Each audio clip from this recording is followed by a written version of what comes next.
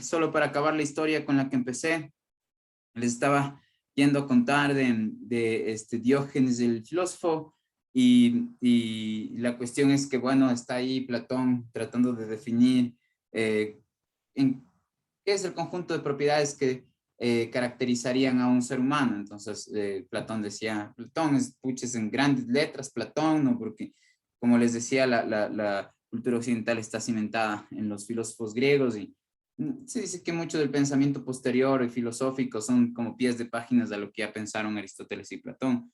Pero estaba ahí Platón enseñando, ¿no? Y entonces dice que, bueno, es un ser humano tiene las características de ser bípedo e implúmeno.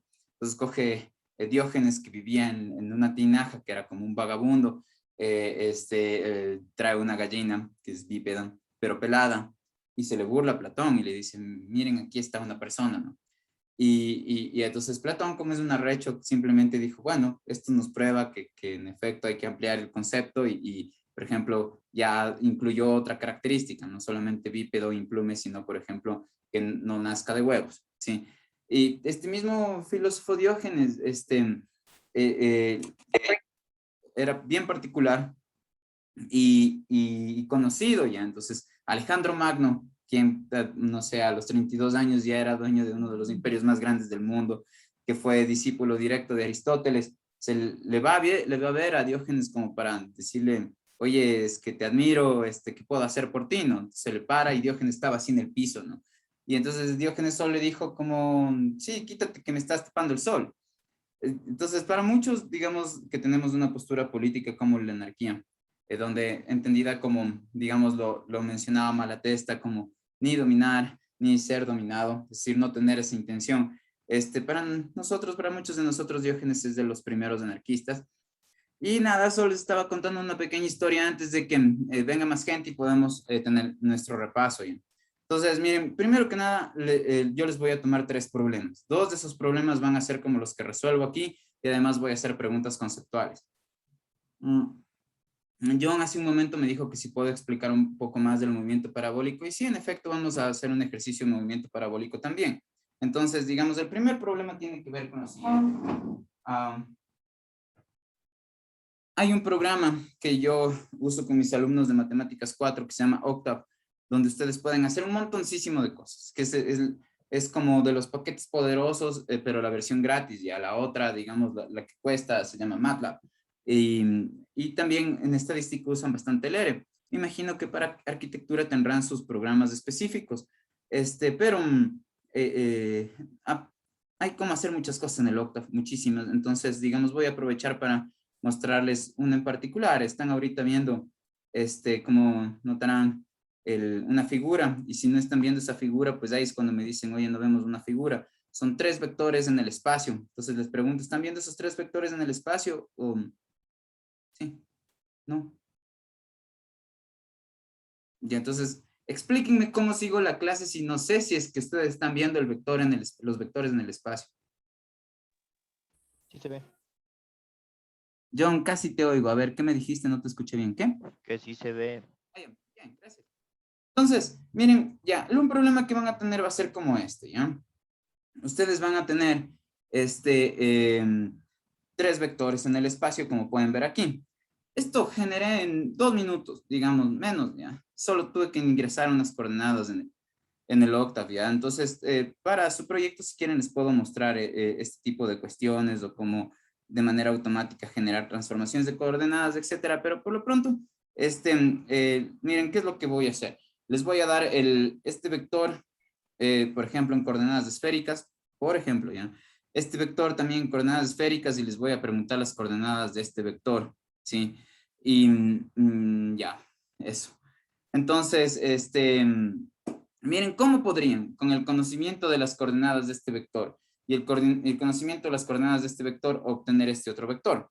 Entonces, como ven gráficamente, lo que está pasando aquí es una suma de vectores, ¿no? Yo puedo decir que el vector azul más el vector rojo me da el vector verde. Entonces, voy a anotar eso en la pizarra, ¿ya? Mientras ustedes ven los vectores. Entonces, lo que digo es, miren, el azul sumado el rojo da el verde. Si es que no están de acuerdo con eso, es cuando hablan y me dicen, oye, pero ¿por qué? ¿Ya? Entonces yo digo el azul más el rojo me da el verde. Recuerden que cuando hablábamos de la suma de vectores, yo decía que, bueno, que sumar dos vectores, por ejemplo, el azul con el rojo, se logra si es que al azul, si le voy a sumar el rojo, lo que debo hacer es ponerle al rojo el inicio en la punta del azul. Y luego, digamos, estos dos vectores, el resultado de sumar el azul con el rojo, va a ser un vector que sale desde el origen del primero hasta el fin del segundo. Entonces aquí somos dos vectores, el primero y el segundo, y el vector resultante va desde el origen del primero hasta el fin del último. Entonces, como ven, justo tenemos esa configuración aquí, ¿no? Le pueden mover y verle desde todo, como quieran. La cosa es que está en tres dimensiones. Ya, entonces, por un lado tenemos eso, ¿sí? Entonces, vector azul más vector rojo igual a vector verde, ¿sí? Entonces, nuestro vector rojo, que es el que yo preguntaba, ¿cómo lo obtendré? Entonces, el vector rojo yo le puedo obtener despejando de esta ecuación, ¿no es cierto? Yo sabría que las coordenadas del vector rojo van a ser igual a las coordenadas del vector verde menos las coordenadas del vector azul. Así. Ya, entonces, digamos, resulta que, bueno, si ustedes tuvieran el vector verde y azul en coordenadas cartesianas o rectangulares, simplemente restarían la coordenada x de menos la coordenada de la x de la coordenada y de menos la coordenada y de la coordenada z de menos la coordenada z de y me va a dar un resultado, me van a dar, eso me va a dar tres números de resultado. Esos tres números, al final de cuentas, va a ser las coordenadas del vector resultante, que en este caso sería el vector rojo, ¿sí? Solo déjenme ver una cosa, ya. Bien. Entonces, miren, ahora, como no les voy a poner tan simple la situación, noten, el vector, en este caso, veamos, el vector verde, en este caso, va a tener estas coordenadas. Entonces, nuestro vector verde va a tener estas coordenadas. Les voy a dar en coordenadas esféricas, por ejemplo. En este caso, vamos a resolver primero si es que tenemos en coordenadas esféricas del vector verde, ¿sí? Entonces, en coordenadas esféricas, nuestro vector verde sería, bueno, le voy a escribir acá porque está medio grande. Ya, entonces nuestro vector verde en coordenadas esféricas sería, va a tener que, el ρ, es decir, la longitud de la flecha va a ser 8.3066, ¿sí? Digamos, el teta, que es el ángulo que hay desde el eje X hasta donde cae la sombra del vector en tres dimensiones, el teta en este caso sería 0.5, 0.54042 radianes, ¿sí? Rad. ¿Ya? Esto puede ser metros si quieren, ¿ya? Muchas veces noto que, bueno, no muchas veces porque no es que participen mucho, pero a veces participan y se confunden, por ejemplo, confunden las velocidades con el espacio, ¿ya? Entonces, ¿dónde pueden tener una idea más concreta si están inseguras o inseguros de si la cantidad que están cogiendo corresponde a una cuantificación espacial o una cuantificación de la rapidez en las unidades? Miren, aquí, como digo, radianes, esto de ley es un ángulo, ¿ya? Entonces, el otro ángulo, que es nuestro ángulo phi, que es el ángulo de elevación, el ángulo que tiene el vector con respecto al plano x y, ¿sí? Ese ángulo en este caso sería 0. No, puse mal, puse al revés, solo un ratito. A este le cambio ya. Es que, sí, solo un ratitín. Verde, rojo. Sí, ya. Entonces, como tengo anotado aquí mi polla ya, cuál es el ejercicio que vamos a resolver, entonces, por eso es que estoy así un poco confundido viendo ya. 36, 46, 36, 5, ya. Este es nuestro ángulo teta y el ángulo rho en este caso sería 1.29 02 radianes también. Ya, entonces, ¿a qué ángulos me voy a referir? Este será también en radianes. No siempre se ponen, digamos, las unidades, ¿ya? Si es que ya es, digamos, a quienes le están compartiendo esta información, ya es conocido, las unidades no las ponen, ¿ya? Entonces, ¿a qué me refiero en este caso? Miren, cuáles informaciones les estoy dando. Sí, estoy diciendo que estoy dando las informaciones del vector verde. Entonces veamos nuestro vector verde, ¿dónde estás? Voy a compartirles de nuevo, ¿ya? Entonces, nuestro vector verde es este, ¿sí? Y la cosa es que el ángulo teta, digamos, el ángulo phi, que es el último ángulo que di, sí, el último número que aparece en la descripción escrita, ¿no es cierto?, del vector en coordenadas esféricas, es el ángulo que hay desde el vector verde hasta el plano del piso, este vector, ¿sí? Digamos, del eje X hasta la sombra del vector verde en el piso, digamos que le ponen un foco por acá y el vector verde proyecta una sombra por aquí, ¿sí? El ángulo que hay desde el eje X hasta el vector, ese es mi ángulo teta y ese es el segundo elemento que puse en la pizarra. Y el primer elemento corresponde a la longitud de la flecha verde, ¿sí? Ya, entonces, ahora, digamos, ¿qué pasa si es que, por ejemplo, también les doy las componentes del vector azul, ¿sí? Entonces, pero asimismo en coordenadas esféricas, ¿sí? Entonces les doy las componentes del vector azul en coordenadas esféricas, y en este caso es 11.04, perdón, 1104 metros, de ahí el teta, que es otra vez el ángulo que hay desde el eje X hasta donde está la sombra del vector, sería en este caso 0.54042 y el ángulo phi, que es otra vez el ángulo de elevación con respecto al plano que está en el piso, que en nuestro caso es el plano XY. ¿Por qué es el plano XY? Porque ese plano está delimitado por el eje X y por el eje Y. En este caso es 0.87, 626. Sí, ya.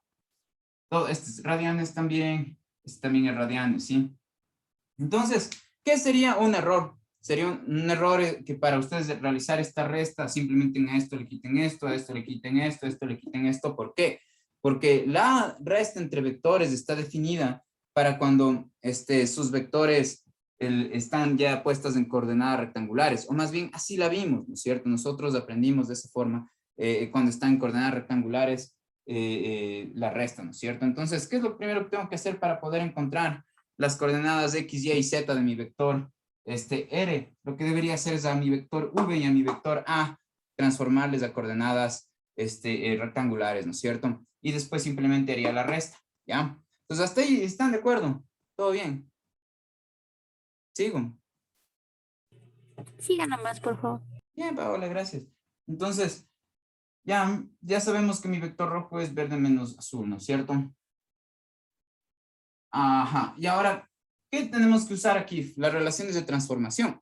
Entonces, las relaciones de transformación que vamos a usar es justo las relaciones de transformación de esféricas a cartesianas. Es decir, en el lado izquierdo de las ecuaciones tienen que estar las componentes de X, Y y Z, y en el lado derecho de las ecuaciones tienen que estar operaciones realizadas sobre rho, teta y phi. Entonces, rho es esta letra griega, teta es esta letra griega, y phi minúscula es esta letra griega, ¿sí? Ya, y eso. Entonces, necesito las relaciones de transformación. ¿Cuáles eran esas relaciones de transformación? Estas de X igual a rho por el coseno de phi, por el coseno. Recuerden que como están en su casita haciendo las cosas, entonces pueden ver, ¿no? Esto, o sea, así estuvieran en presencial, igual les dejara ver.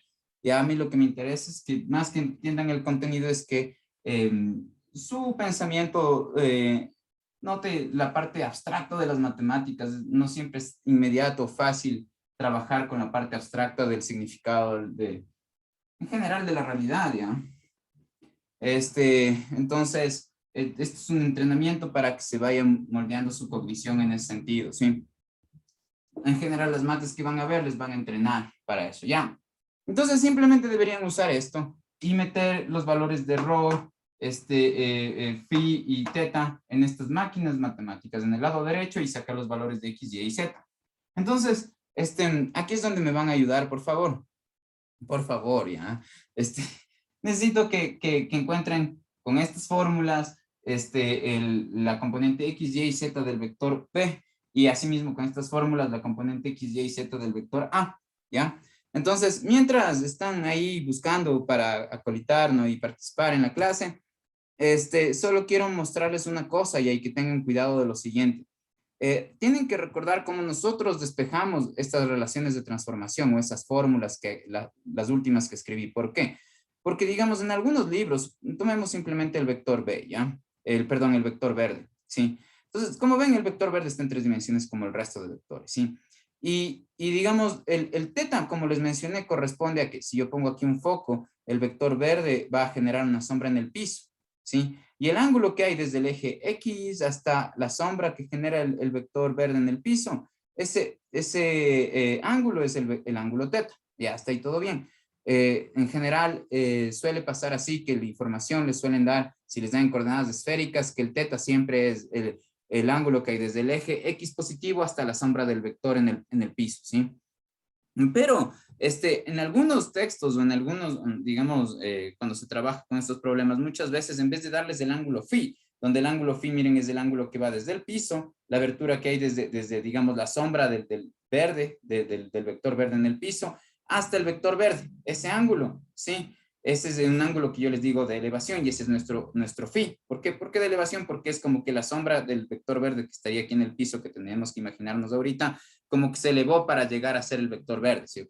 Y entonces, a veces no les dan ese ángulo, sino les dan el ángulo el ángulo de inclinación, es decir, el ángulo que hay desde el eje Y, perdón, desde el eje Z, ¿sí? Hasta el vector, ¿sí? Entonces, ahí las relaciones, las leyes de transformación de esféricas a cartesianas cambiarían ligeramente, ¿sí? Entonces, pilas con eso, porque puede ser algo que yo haga en el examen, es decir, que en vez de darles el ángulo de elevación, les dé el de inclinación.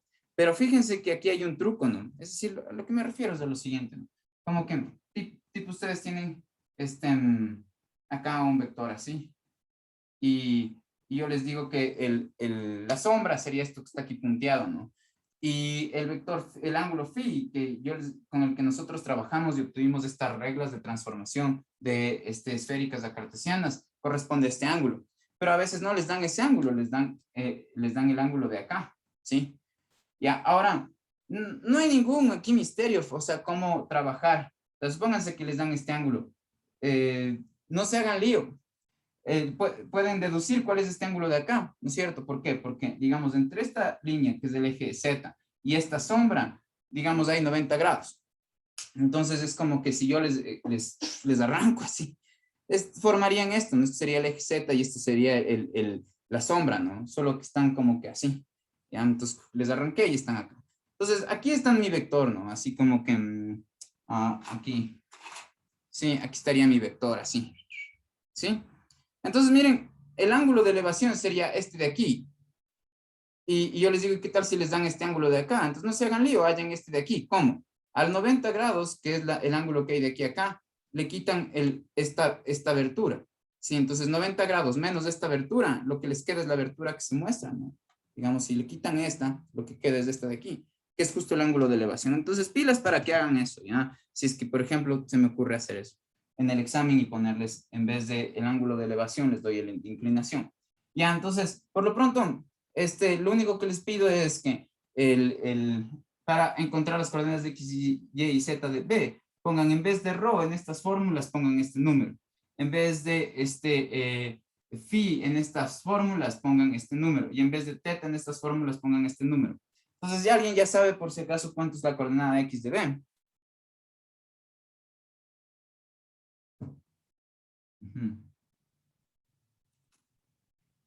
Entonces vamos a escribir aquí las coordenadas de X, Y y Z de B, ¿ya? Sí, por ahí escuché que alguien me quería decir algo. A ver, díganme nomás. ¿No?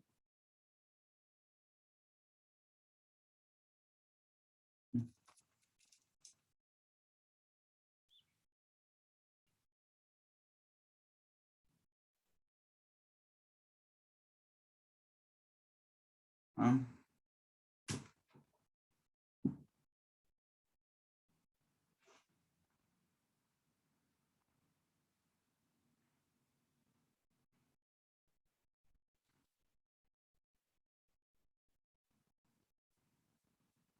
Entonces, verán, porque no quiero estar esperando ya en vano. Alguien está haciendo al menos.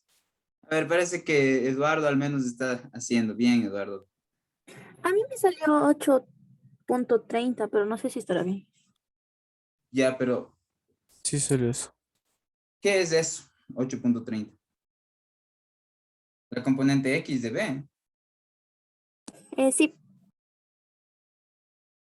Ay, a ver, veamos.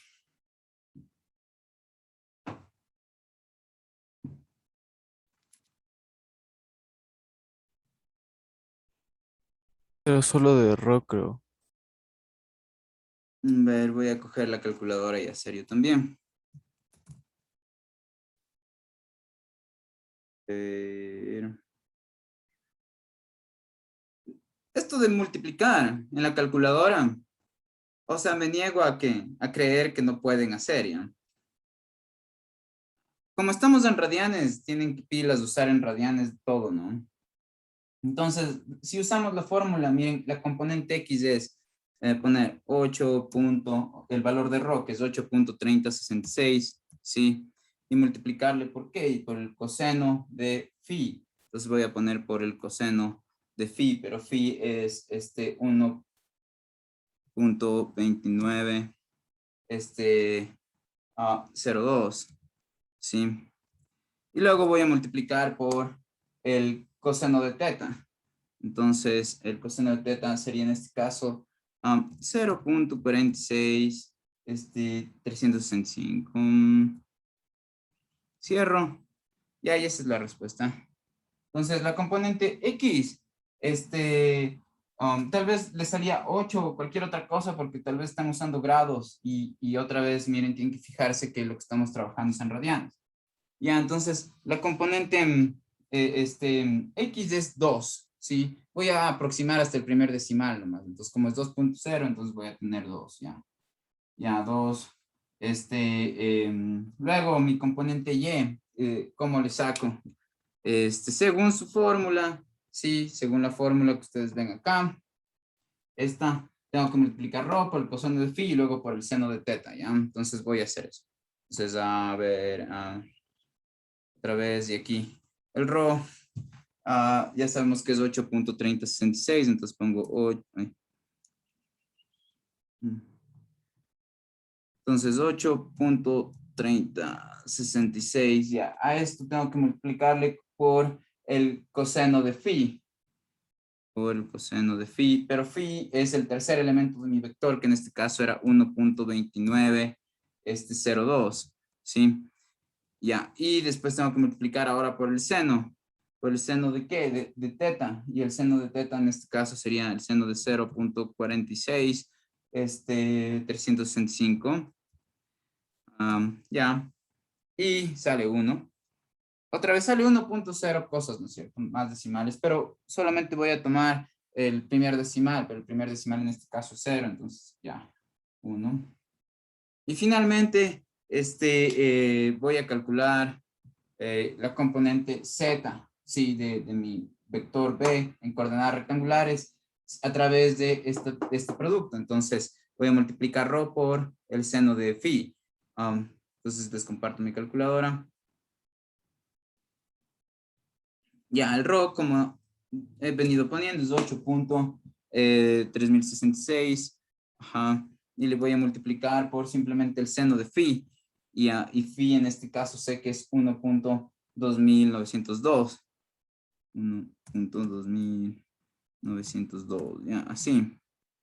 Ya, y esto me da 7.9, que sería 8, ya. Lo voy a aproximar así, ya. Entonces, pueden poner el número exacto si quieren, ¿no? O sea, no, sin aproximar el número que les salga en la calculadora. En este caso es solamente un ejercicio para que noten cómo se haría el proceso de esto, ¿no es cierto? ¿Qué es lo que pedí primero? ¿Cuál era la pregunta? Pues calcular las componentes X, Y y Z del vector R. ¿Sí? ¿Cuál vector R?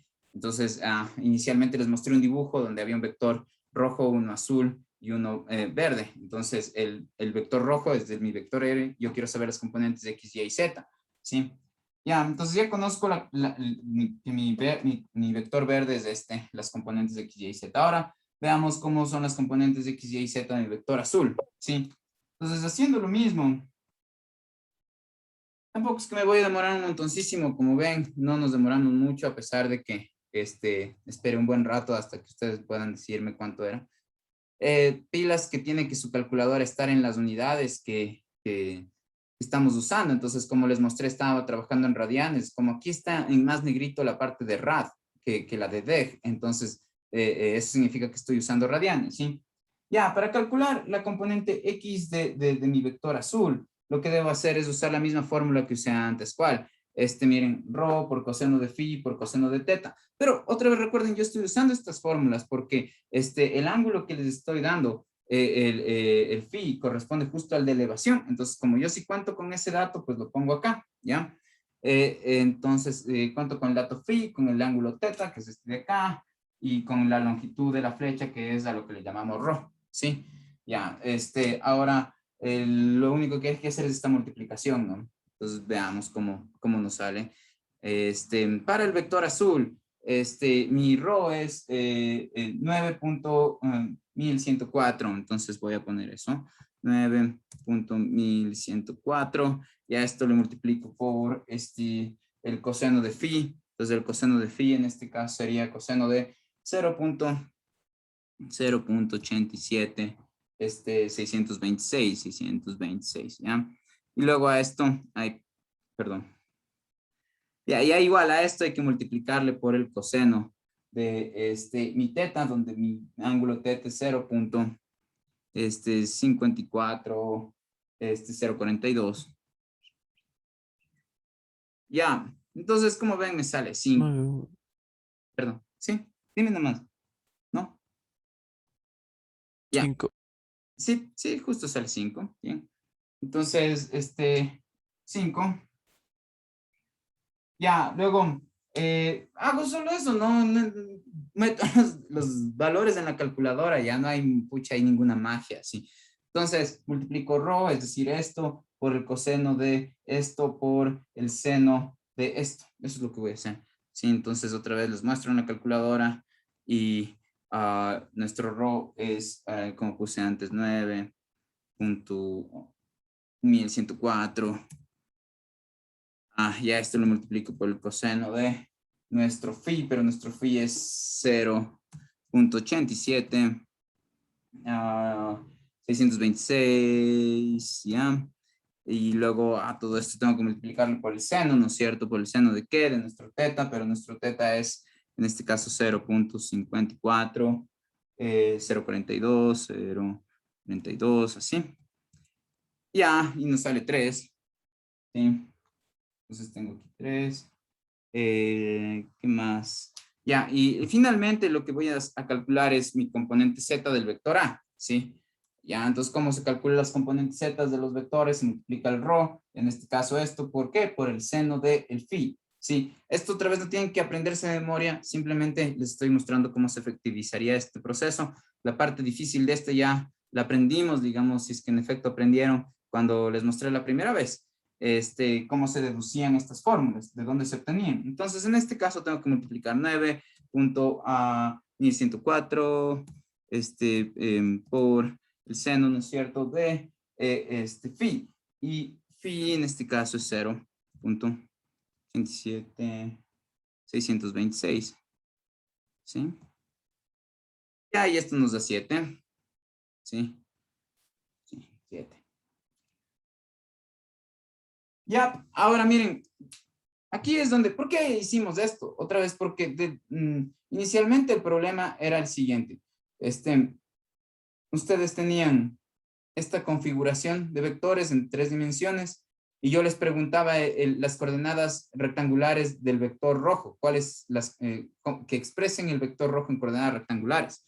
Y entonces, ¿cómo pueden saber eso? Si es que conocen las componentes del vector azul y las componentes del vector verde. Entonces, fácil, ¿no? Lo que tienen que hacer es, como mencioné al inicio de la clase, miren, el vector azul, más el rojo nos da el verde, ¿ya? Es decir, esto que puse aquí, el vector azul más el rojo nos da el verde, ¿sí? Y como a mí me preguntan, calcula las componentes, o obtén las componentes rectangulares del vector rojo. Entonces tengo que despejar el vector rojo de aquí, ¿no? Entonces me dice que el vector rojo va a ser igual a mi vector verde menos mi vector azul, así. Ya, entonces, prestemos, ¿no? El vector rojo va a ser, ahora que ya tengo mi vector verde en coordenadas rectangulares y mi vector azul en coordenadas rectangulares, si digamos yo estaba trabajando inicialmente con metros, todos estos van a tener unidades de longitud, ¿sí? Porque en las coordenadas rectangulares, las componentes X, Y y Z corresponden a las extensiones espaciales, horizontales, verticales y de profundidad um, que nos indicarían cómo llegar desde el origen de coordenadas hasta donde apunta la flecha, ¿sí? Entonces, en este caso, digamos, para hacer esta resta, miren, tengo que al primer vector, que es el azul, verde en este caso, le tengo que quitar los elementos uno a uno del vector azul, ¿sí? Es decir, a 2 le quito 5 y eso me da la componente X del vector resultante, que en este caso es el vector rojo. Entonces, en este caso, 2 menos 5 me da menos 3, ¿ya? Luego, al 1 le quito 3, entonces me da menos 2. Al 8 le quito 7 y entonces me da 1. Y aquí ya acabaron digamos, ese literal del ejercicio. Entonces voy a tomar uno así, pilas. Entonces díganme, ¿me cacharon?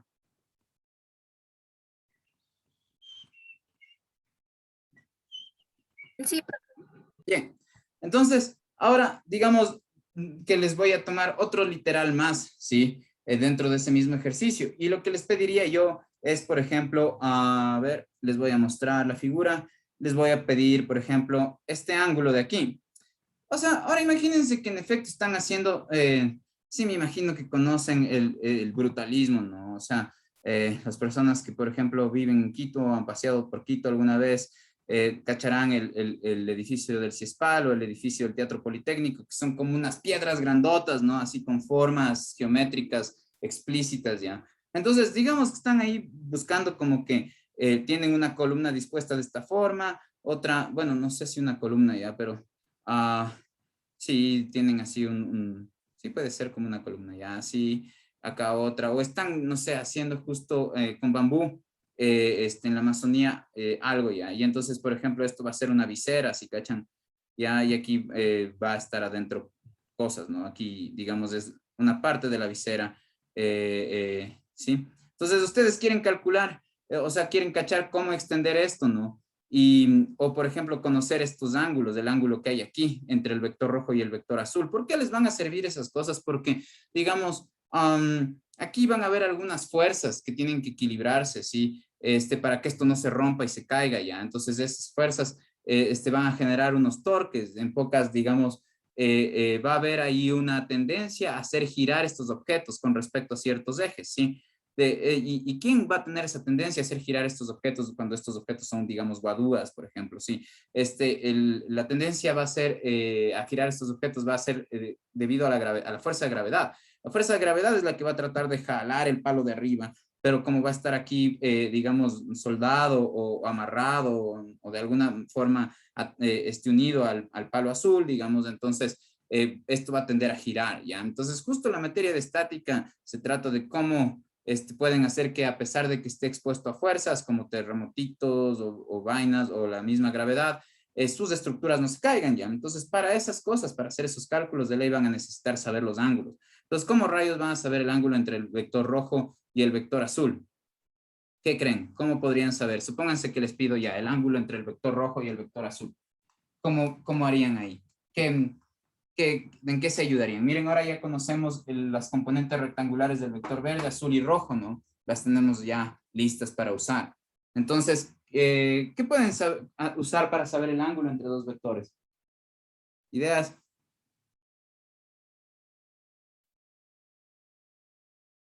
Ya, yo les había indicado dos tipos de operaciones especiales que tienen estas entidades matemáticas que se llaman vectores, que ya no son solamente números reales, uno solo, sino son varios. Y otra vez, cuando, digamos, se considera la influencia de varias partes, ¿sí? El todo que son esas varias partes, a veces no solo son la suma de varias partes, sino que obtienen propiedades extras. Yo les había explicado que una de esas es como la ola, por ejemplo. Una sola persona no puede considerarse que está haciendo una ola, ¿no? La ola es como que justo que una persona ya hace así pero la ola en sí sería que otra le sigue ese movimiento, no están en el estadio y alguien o donde sea y alguien está sentado y luego se para y mueve los brazos hacia arriba. Eso no se considera una ola hasta que no haya un desencadenamiento en cadena, perdón, hasta que no haya un desencadenamiento de ese mismo comportamiento en las otras personas. Entonces, digamos, estas otras operaciones, ¿no es cierto? Producto punto y producto cruz, nos permiten justo calcular los ángulos, ¿ya? ¿Cómo? Yo les había mostrado lo siguiente, sí, les había mostrado que hay dos maneras de obtener el producto punto, por ejemplo, entre dos vectores. Ya, una forma es la siguiente. Si ustedes tienen, por ejemplo, un vector B, ¿sí?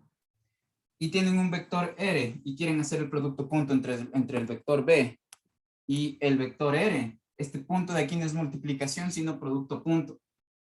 Ya, entonces, ¿por qué es distinto? Porque esta operación es una serie de reglas o relaciones que van a haber entre estos monstruos matemáticos nuevos, que son conjuntos de números, no solo un número, ¿sí? Entonces, ¿y cómo se define esta operación? Se define en términos de operaciones que ya conocemos en los números reales, que son las operaciones que aprendimos desde la escuelita, como la multiplicación normal entre números reales y la suma normal entre números reales. Entonces, por ejemplo, ya, una manera de obtener este producto punto es como cogiendo el módulo de B, que va a ser la longitud del vector B, multiplicándole por el módulo del vector R, que va a ser la longitud del vector R, ya, y aquí, digamos, voy a poner otro color en la multiplicación porque este producto de aquí, sí es multiplicación, la que aprendimos entre dos números reales. ¿Por qué? Porque esto sin flecha y esto sin flecha sí es un solo número, sí, cada uno, este es un número real, no son varios números, ¿sí? Ya, y a todo esto se le multiplica por el coseno del ángulo que hay entre los dos. Pero en vez de poner aquí ángulo que hay entre los dos, se suele poner el teta para referirse al ángulo que hay entre los dos. Pero fíjense en que este teta que está aquí no es el teta de las coordenadas esféricas que escribimos antes, ¿ya? Si es que se confunden, pónganle otro nombre, ¿ya? O pónganle ángulo entre los dos vectores, ¿sí? Entonces veamos esto en nuestra gráfica, ¿sí? Entonces entre el vector verde y el vector rojo, ¿a qué me refiero con el ángulo entre esos dos vectores? Sí, pues tengo el vector verde, tengo el vector rojo, y el ángulo entre los dos vectores es la abertura que hay entre este palito rojo y este palito azul, ¿sí? Perdón, verde y rojo, perdón, es entonces entre este palito verde y este palito rojo, ¿sí? El ángulo que hay entre estos es este ángulo que está aquí, ¿sí cachan? Ya, mientras que el ángulo teta, visto en las transformaciones de coordenadas, corresponde al ángulo que hay entre el eje X positivo y la sombra del vector en el piso, ¿sí? Entonces, digamos, ustedes deberían como que el aprender esta parte de la física correspondería a no grabarse las fórmulas de memoria y cuando vean teta piensen que si alguien, no sé, está tatuado así una teta, un símbolo teta, ¿no es cierto? Letra griega teta y dice 30 grados, no se va a referir a ese tétano, no es que si no ven ese símbolo no pueden hacer nada o siempre que le vean se va a referir al teta de su fórmula. Digamos, los nombres de las fórmulas que ponemos como teta se deben entender por el rol que tienen. Entonces, en este caso, el rol que tienen o la función que desempeña o el referente en efecto al que se refiere este símbolo. El referente es a donde apuntan nuestros símbolos con los que nos comunicamos. Por ejemplo, ahorita estoy haciendo sonidos con mi boca, ¿no es cierto? Y mis sonidos se apuntan a algo del mundo que ustedes puedan reconocer, ¿no es cierto? Ya, entonces en este caso este teta se refiere al ángulo que hay entre los vectores y no a una de las componentes de los vectores cuando se los expresa en coordenadas esféricas, pilas, ¿ya? Entonces, solo que se usa a veces el mismo símbolo para varias cosas, porque no es que tenemos un millón de símbolos, ¿ya? Pero sí tenemos un conjunto bien grande de entidades matemáticas que cumplen distintas funciones, ¿sí? Distintos roles. Entonces, ya. Y de aquí yo les había mencionado que miren qué tal si ustedes pueden calcular esto, ¿sí? Sin necesidad de hacer estas operaciones. Y entonces, sin necesidad de hacer estas operaciones, ¿por qué digo sin necesidad de hacer estas operaciones? Porque ustedes lo que quieren es conocer el teta. Entonces, si van a calcular el producto punto haciendo estas operaciones, necesitarían el teta. Y eso es justo lo que no saben. Entonces, tiene que haber otra forma de que ustedes puedan calcular esta misma cosa y esto se convierta en un número concreto. Debe haber alguna forma en la que puedan calcular este valor, el valor de la longitud de la flecha B, el valor de la longitud de la flecha R, y después, ya que todo esto se convierte en un número, porque el producto punto entre dos vectores siempre es un número, ¿sí? No es un conjunto de números, no es otro vector. El producto cruz sí produce otro vector, pero el producto punto solo produce un número. Pilas que les voy a tomar también preguntas conceptuales, así que tengan en mente eso, ¿ya? Entonces, la cuestión es, si tuviéramos otra forma de calcular este número, es decir, el resultado de hacer el producto punto de B con R, si pudiéramos calcular la longitud de B, la longitud de R, entonces ya tenemos una ecuación con una sola incógnita, que en este caso sería el teta, y solo bastaría con despejar ese teta, ¿no es cierto? Entonces, en efecto, sí hay, digamos, otra forma de calcular el producto punto. ¿Cuál es esa otra forma? La otra forma sería esta, ¿no? Multiplicando las componentes x de b con la componente x de r, multiplicando la componente y de b con la componente y de r, multiplicando la componente z de b con la componente z de r, y después los resultados de esos productos, sumarlos entre sí. Como ven, si yo multiplico dos números reales, me da un tercer número real. ¿Sí? Y si es que yo sumo tres números reales, me va a dar otro número real. Así que de todas las operaciones que yo haga con esta forma de obtener el producto punto, también voy a obtener un número. ¿Sí? Entonces, yo multiplico la componente x de b por la componente x de r más la componente y de b por la componente y de r más la componente z de b por la componente z de r. Y lo curioso es que les había dicho que esta operación, a pesar de que tiene una luce de manera muy distinta a esta de acá, aquí no hay una función trigonométrica, por ejemplo, el resultado de esto les va a dar el mismo resultado de eso. Y les había comentado que la razón de eso es que, digamos, estas apariencias, estas operaciones, digamos, son solamente una manifestación de una cuestión más profunda, que es la misma que está sucediendo acá. ¿Y qué es esta cosa más profunda? Que estas operaciones y estas cumplen estrictamente con ciertas órdenes o restricciones lógicas, ¿ya? Por ejemplo, que digamos, si yo hago B producto punto con B, eso siempre sea positivo y que ese producto punto sea cero solamente si es que el vector B es cero. Y digamos, hay otras tres propiedades más que se deben cumplir para que las operaciones tengan el derecho de llamarse producto punto. Entonces, todas esas operaciones que cumplan con esas cuatro condiciones lógicas, se llaman producto punto. Ya, entonces, miren, ¿cómo nosotros en este caso, si tenemos de nuestro vector B y de nuestro vector R, los vectores expresados en coordenadas rectangulares o también llamadas cartesianas? Entonces basta multiplicar 2 por menos 3, 1 por menos 2 y 8 por 1 y luego sumar esos resultados y yo lo que obtendré es el producto punto. Entonces, en efecto, voy a hacer eso, ¿no? En nuestro caso, esta operación corresponde a hacer ¿qué? A multiplicar la componente x de b, que en este caso es 2, por la componente x de r, que en este caso es menos 3. Entonces yo pusiera 2 por menos 3. Luego este signo más es el que estoy poniendo ahí. Siempre que vean en el álgebra un signo más, lo que significa es que este producto va a tener un resultado ya con un signo. Y el más lo que dice es conserva digamos, el signo que tenga ese resultado de este producto, ¿no es cierto?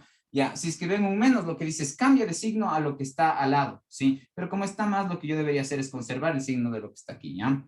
Entonces, miren, mi componente y del vector b es 1 en este caso, mi componente y del vector r es menos 2, entonces tengo que multiplicar 1 por menos 2, y esto me da menos 2, ¿sí?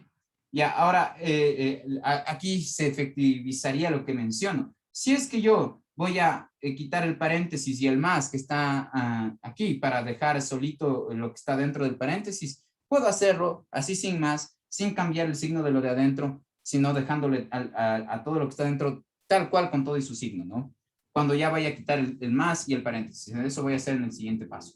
Ya, entonces ahora lo que debo hacer es multiplicar la componente z del vector b por la componente z del vector r, y entonces como ven es 8 por 1, eso simplemente me da 8, ¿no es cierto? Entonces aquí yo tendría más 8, ¿ya?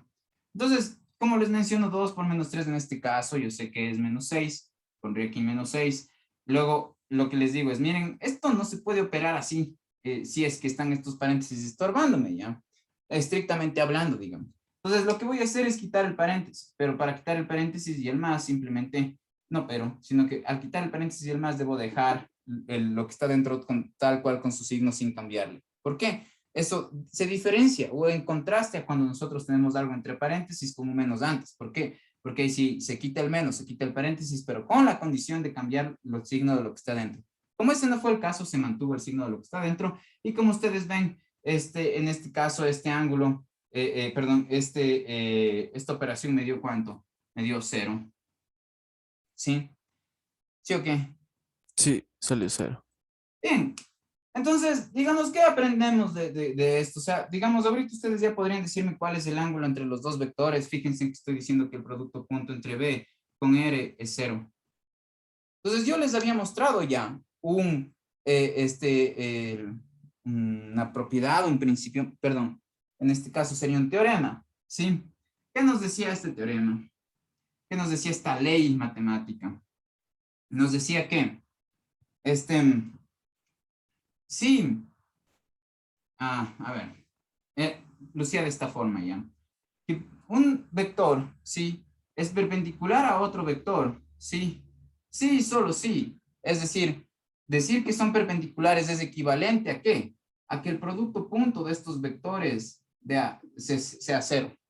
Entonces esto, ¿qué es lo que quiere decir? Que si es que dos vectores son perpendiculares entre sí, entonces se concluye que su producto punto es cero. O también se lee, o más bien, y también se lee de la siguiente forma. ¿Cuándo sucede esto? En el caso en el que el producto punto de dos vectores sea cero, entonces podemos concluir que esos vectores son perpendiculares entre sí, ¿sí? Entonces, cuando nosotros trabajamos en el mundo de las cosas que podemos ver, cuando la geometría se trata de cuestiones que podemos dibujar, entonces esta perpendicularidad entre estos vectores corresponde a que los vectores van a estar de esta forma, es decir, que hay un ángulo aquí, que es en este caso el de 90 grados, ¿sí?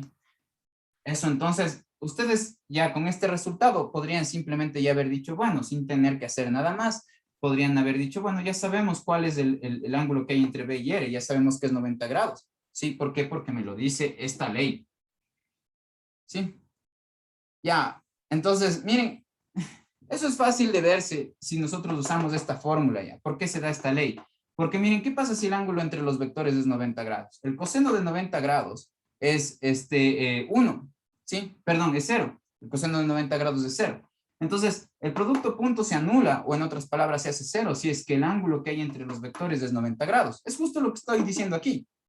Ya, entonces, digamos, esto ya podrían, a partir de este punto, concluir que estos dos flechas son perpendiculares entre sí. Pero fíjense que, si es que prefieren no pensar y simplemente obedecer órdenes, entonces digamos que, lo cual está horrible ya, pero, porque claro, ¿para qué rayos tienen libre albedrío si solamente van a seguir órdenes, no? Entonces, bueno, cogen y dicen, bueno, voy a hacer automáticamente aquí las cosas. Entonces, ¿qué podrían hacer? En general, lo que podrían hacer para conocer el ángulo entre dos vectores es despejar de aquí el ángulo. ¿Cómo despejan de aquí el ángulo? El ángulo sería simplemente que estos dos van a pasar al otro lado a dividirse, ¿sí? Yo puedo hacer eso y puedo usar la división que me enseñaron en la escuela. ¿Por qué? Porque voy a dividir un número real que va a ser el resultado de hacer esto de aquí, que de hecho ya sabemos que es 0 en este caso, para otro número real, ¿sí?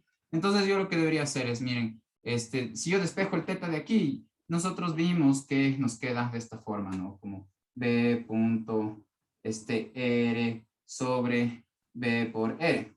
Entonces, si aquí alguien está pensando, pero lo que está acá adentro es 1, entonces ya tiene 0 desde ahorita, ya. Ya no, no es 1, ¿por qué? Porque lo que estoy haciendo arriba es el producto punto. O sea, ¿por qué pudieron haber pensado que es 1, por ejemplo, que es un pensamiento errado? Que esta división siempre va a dar 1. Porque pensarían que lo de arriba es lo mismo que lo de abajo, porque no sé, me estoy equivocando y simplemente aquí no estoy poniendo la flechita, pero no. Digamos, aquí el lenguaje es bastante preciso. Es decir, si yo pongo algo con flecha, me estoy refiriendo a vectores. Si yo pongo sin flecha, me refiero a la magnitud o la magnitud de esos vectores. ¿Cómo representamos o cómo está representada gráficamente la magnitud de esos vectores con la longitud de las flechas? Si el vector tiene más magnitud, la longitud de la flecha es más grande. Ahora, ¿por qué, digamos, no es lo mismo que la magnitud que la longitud de la flecha? Porque, digamos, esta flecha de aquí puede representar una propiedad tipo fuerza. Entonces, la longitud de esto, mientras más grande es, más fuerte es, digamos, la propiedad que yo estoy tratando de retratar geométricamente con esta flecha, ¿sí? Ya, entonces nosotros usamos geométricamente la longitud de la flecha correspondería a la magnitud del vector, es decir, cuán intenso es ese vector, o cuán intensa es la propiedad física que estaríamos analizando. Entonces, miren, aquí lo que deberían haber hecho es sacar la longitud de B y la longitud de R. ¿Cómo hacen eso? Entonces, digamos, la longitud de B, la hallan con Pitágoras, ¿no? ¿Por qué? A ver, mi vector verde, que es el que ven aquí, ¿sí? se le puede tomar como la hipotenusa de un triángulo rectángulo donde el cateto que estaría de pie iría a lo largo de donde se está moviendo ahorita la manito, ¿sí? Y el cateto de la base de ese triángulo se movería a lo largo de lo que está moviendo la manito, y esto de aquí verde sería la hipotenusa. Entonces, digamos, lo que tenemos que hacer aquí para conocer las longitudes de la hipotenusa es Pitágoras. Eso solemos hacer, ¿no es cierto? ¿A qué me refiero cuando hablo de Pitágoras? A que para calcular la longitud de la hipotenusa de un triángulo, ya sea en 2 dimensiones o en 3 dimensiones, lo que se tiene que hacer es sacar la raíz de cada uno de los catetos elevados al cuadrado sumados entre sí. Entonces, digamos, en este caso sería cada una de las coordenadas, ¿sí? Cuando están en 3 dimensiones, sería cada una de las coordenadas elevadas al cuadrado. Entonces, cojo el 2, le elevo al cuadrado, más el 1, le elevo al cuadrado, más el 8 elevado al cuadrado, y de ahí yo saco la raíz, ¿ya? Y lo mismo debería yo hacer para el vector R, ¿no? Entonces, el vector R, la longitud del vector R, miren que esto nos va a dar de respuesta un solo número, ¿sí?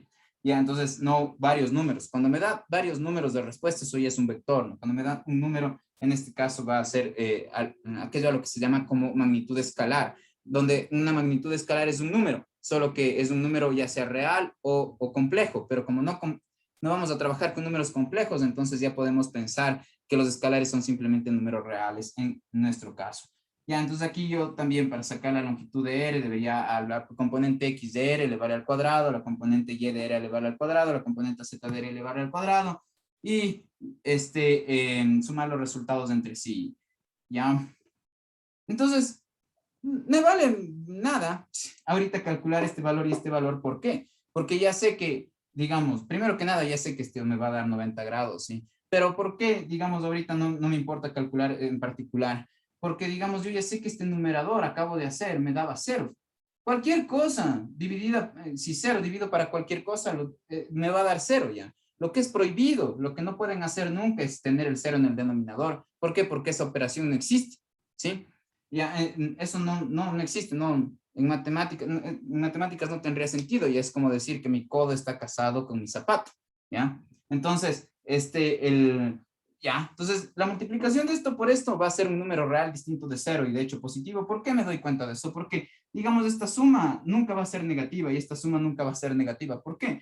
Porque todos los números, ya sean positivos o negativos, elevados al cuadrado, siempre van a ser de respuesta números positivos. Entonces yo tendría un número positivo, más otro número positivo, más otro número positivo, le sumo a los tres, me da un tercer número positivo, saco la raíz, me va a dar un número positivo. Entonces yo tendría que en el denominador se cumple, que en efecto tengo una división realizable. ¿Por qué? Porque el denominador es distinto de cero.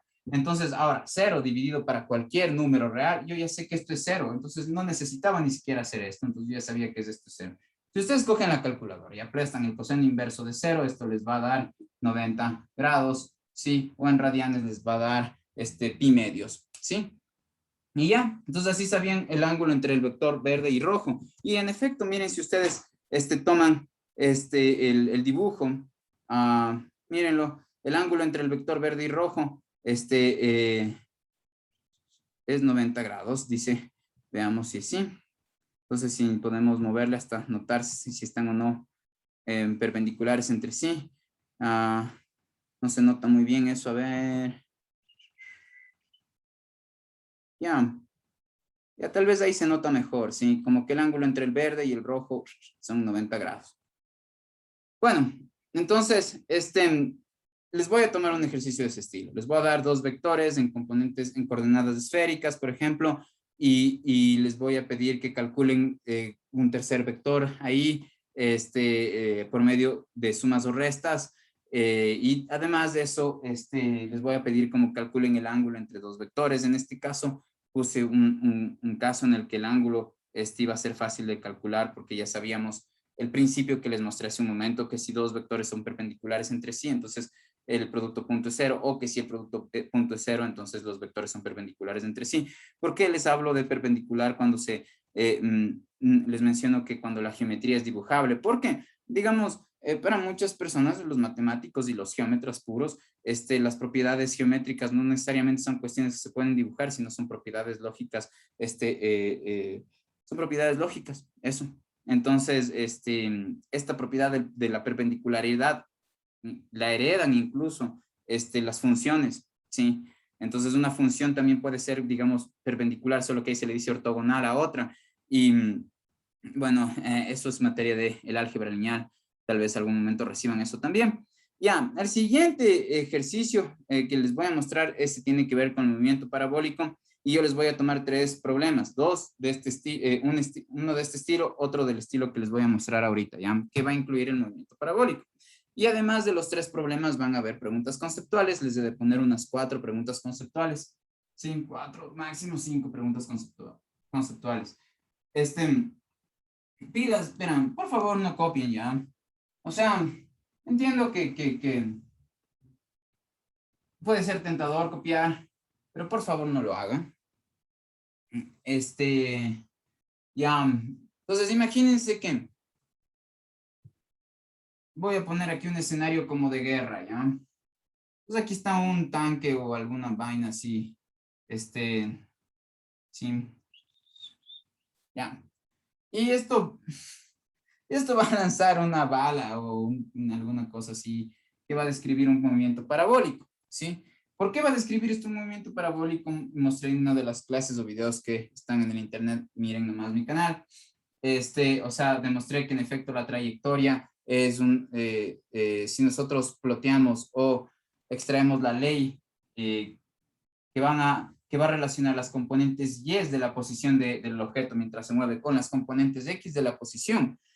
A esa ecuación se le llama la trayectoria del objeto, la ecuación o regla que relaciona la componente Y como variable dependiente de la componente X de la posición del objeto, ¿sí? Entonces, esa ecuación es la ecuación de la trayectoria, es decir, que ustedes tengan la componente Y de las posiciones para cualquier tiempo en función de las componentes de X, tipo, por ejemplo, algo así, ¿ya? Pero si nosotros tuviéramos algo de este estilo, digamos, la trayectoria no sería, digamos, una parábola, sino una línea recta, porque esta es la ecuación de una línea recta, ¿sí? Esta sería la pendiente y el intercepto en este caso sería 0. Entonces nosotros lo que vamos a tener es algo de este estilo, no sé, algo así.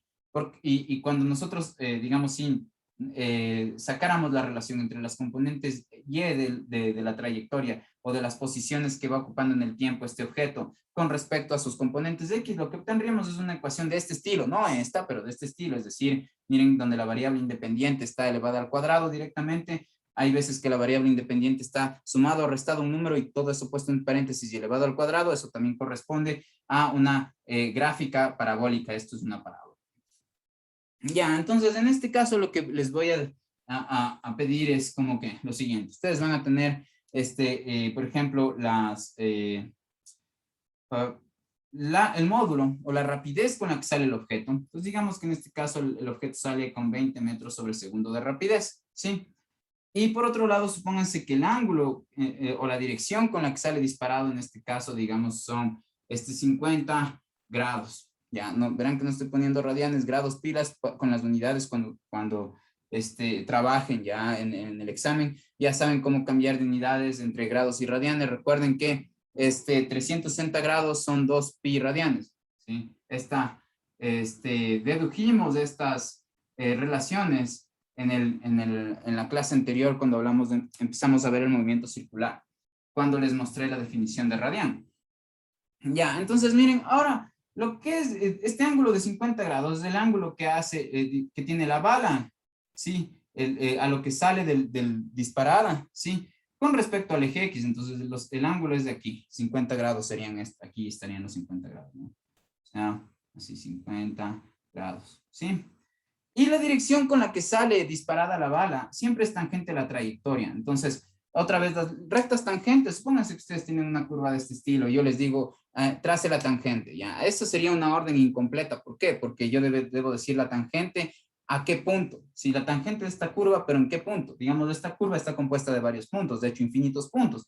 Este es un punto, este otro, ¿no es cierto? Así. Entonces yo digo, bueno, tangente a este punto. Entonces lo que tengo que hacer es buscar una línea recta que digamos solamente tope en este punto a toda esta curva. Esa es la recta tangente a esta curva en este punto, ¿sí? Entonces esa línea recta sería en este caso esto, ¿sí? Supónganse que hay un objeto que se está moviendo de esta manera. La velocidad del objeto siempre va a tener una dirección tangente a la trayectoria, es decir, que cuando el objeto está en esta posición, su velocidad, digamos, va a tener esta dirección, ¿sí? ¿Y por qué era eso? Recuerden lo que hice con la media que le giraba, ¿no? De hecho es mi borrador media. este de aquí. Entonces, digamos que yo le hago así, ¿no? Imagínense que cuando está girando de esta forma y llega a este punto, yo le suelto. Entonces, no es que se va así, no es que se va así, no es que se va así. Cuando está girando de esta forma y yo le suelto en este punto, la media se va hacia abajo.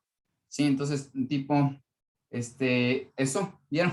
Ya, entonces, siempre va en la dirección tangente a la trayectoria. Entonces, si está moviéndose así y digamos, le sueltan las restricciones que le hacen justo seguir esta trayectoria y se le deja libre con la velocidad que tiene este punto, lo que va a hacer es volar hacia allá, ¿sí? Entonces, digamos, en este caso, si la bala sale así, su velocidad es tangente a la trayectoria, es decir, correspondería a una flecha de este estilo. Si yo les doy la velocidad de esta manera, con estos dos datos, lo que estoy haciendo es hablar del vector velocidad en coordenadas polares, es decir, estoy dándoles todas las indicaciones acerca del vector. Un vector tiene dos tipos de indicaciones, la dirección y la magnitud. Entonces, la dirección está dada por el ángulo y la magnitud está dada por esto, ¿no? Que sería la longitud, gráficamente, estos 20 corresponderían a la longitud de la flecha, ¿sí?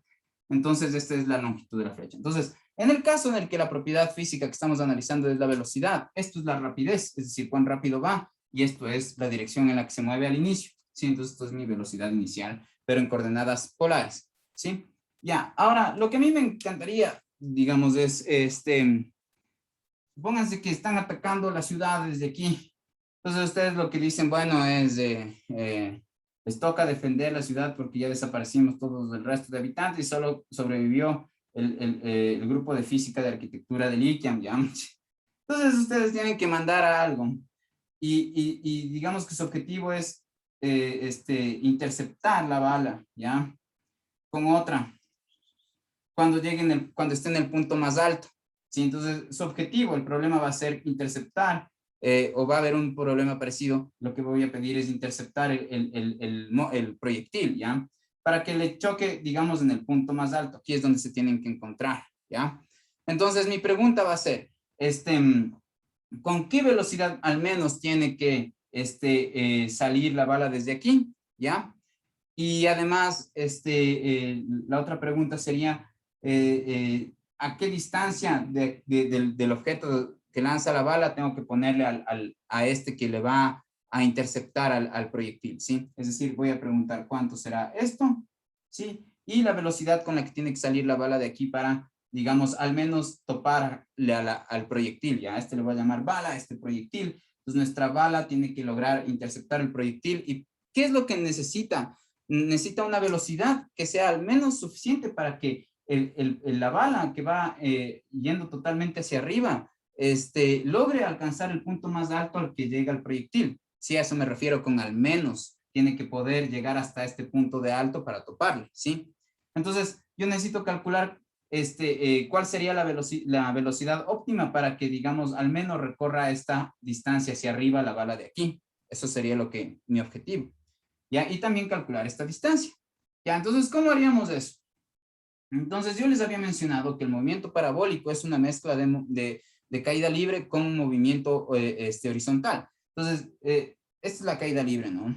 O esta, sí, un movimiento de caída libre. Cuando el objeto se mueve simplemente para arriba o hacia abajo, ¿no es cierto? Ese es el movimiento de caída libre y sabemos que es un movimiento acelerado con aceleración constante, sí, aceleración constante. Es decir, que la tasa con la que cambia la velocidad es la misma para todos los tiempos, ¿sí? Mientras que la velocidad no es constante. ¿Por qué? Porque, digamos, como hay aceleración, lo que cambia es justo la velocidad, ¿sí? Entonces, y nosotros sabemos que la aceleración, que es constante para todos los instantes del tiempo, es justo la aceleración generada por la fuerza de gravedad, que es aquella a la que le llamamos gravedad, ¿sí? Entonces, nosotros tenemos ya de esta forma los tres datos que necesitaríamos para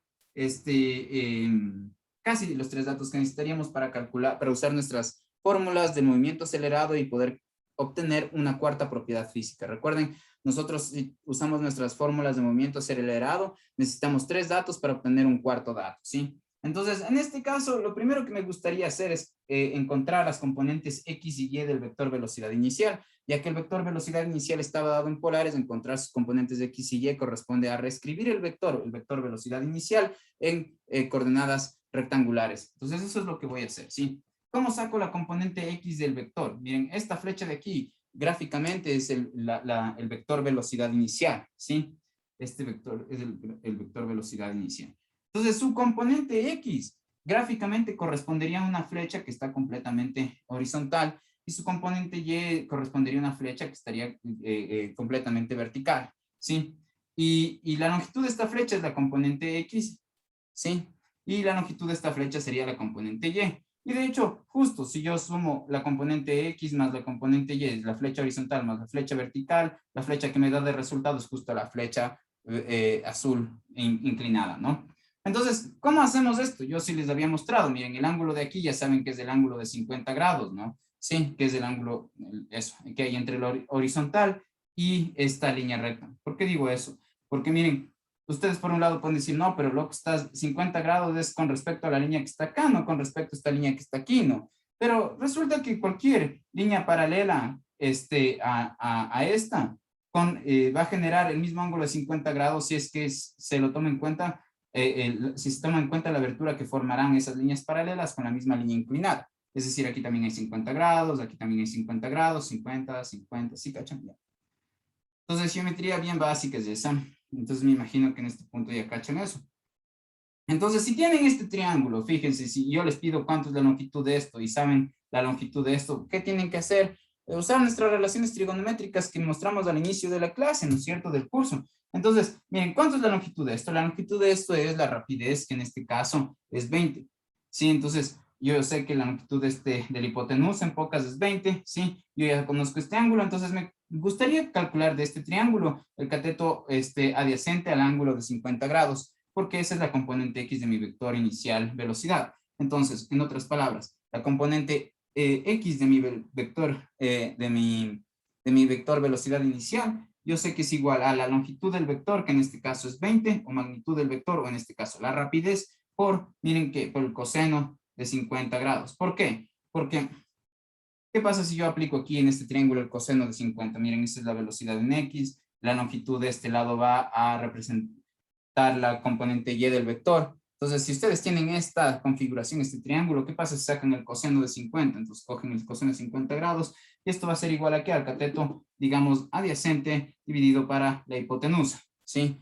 Entonces, como ven, lo que pueden hacer es despejar el Bx y esto les va a dar igual a ¿qué? A 20 por el coseno de 50 grados, ¿sí? Ya, y ahora, ¿qué pasa si ustedes quieren calcular la componente Y? Entonces tienen que encontrar una relación trigonométrica que relacione un ángulo, su cateto opuesto y la hipotenusa. Y esa relación trigonométrica es justo el seno. Entonces, miren, de hecho, si yo cojo el seno de 50 grados, esto es igual al cateto opuesto dividido para la longitud de la hipotenusa, que en este caso es 20. Entonces yo, si despejo de aquí el BY, me da que el BY va a ser igual a 20 por el seno de 50 grados. ¿Sí? Entonces así yo saco, ahí yo puedo ya reexpresar mi vector velocidad inicial en componentes rectangulares. ¿Sí? Entonces veamos, hagamos eso, ¿no? 20 por coseno de 50 grados y 20 por el seno de 50 grados. Entonces en mi calculadora, lo que tengo que hacer primero, como estoy trabajando ya en grados, es quitar los radianes y dejar en grados. Deg corresponde a grados, ¿no? Degree. Ya, entonces, pongo el 20 por el coseno de 50. Ya, y me da 12.8. A 12.8. ¿Ya? Y ahora lo siguiente que debo hacer es 20, ¿no es cierto? Por el seno de 50 y esto me da 15.13. ¿Ya? Entonces, algo que, digamos, debería ser inmediato y claro para ustedes es en qué unidades está esto. Digamos, esto va a estar en metros sobre segundos, pilas. Si es que no tienen claro eso, sí tienen un chance de problemas, ¿ya? En este punto de la clase, al menos, no saber que la velocidad viene en metros sobre segundo y que sus componentes están en metros sobre segundo, de ahí sí es como que chuta. Ya. Entonces, ahora que ya tienen esto, ya pueden trabajar con nuestras ecuaciones que vimos. Nuestra componente, para trabajar el movimiento horizontal, ¿sí? Porque, ¿qué es lo que estoy diciendo? Miren, este movimiento parabólico es como que el objeto está simultáneamente viajando hacia arriba de manera acelerada, desacelerada en este caso, porque la gravedad le está jalando, entonces la velocidad con la que va hacia arriba va disminuyendo, va frenándose el objeto. Entonces, inicialmente está yendo hacia arriba, pero desaceleradamente ya la ves hacia la derecha, pero el movimiento hacia la derecha no es acelerado ni desacelerado, sino que es a velocidad constante, ¿sí? Entonces, simultáneamente está yendo hacia arriba desaceleradamente y hacia la derecha con velocidad constante, ¿ya? Entonces, eso hace que el objeto, como se está desacelerando su movimiento hacia arriba, llega a un punto en el que ya no sigue subiendo más y su velocidad llega a ser cero. Que algo tenga velocidad cero es que está quieto. Entonces llega un punto en el que va a estar como en el aire suspendido un instantecito y de ahí empieza a bajar, ¿sí? Ya, entonces, digamos, ¿cómo trabajamos el movimiento vertical? El movimiento vertical lo trabajamos con las ecuaciones, el movimiento acelerado, donde esta aceleración es constante y sabemos que es 9.8. Entonces, miren, ¿qué sabemos ahora ya para trabajar con nuestras fórmulas, digamos? Yo quiero saber cuál es el punto más alto, el tiempo, por ejemplo, me gustaría saber, o la altura del punto más alto, por ejemplo. ¿Ya? ¿Por qué me gustaría saber o el tiempo o la altura que le toma al objeto ir hasta el punto más alto? El punto más alto ahorita me interesa porque ahí es donde yo le voy a querer interceptar con esta cosa, ¿no?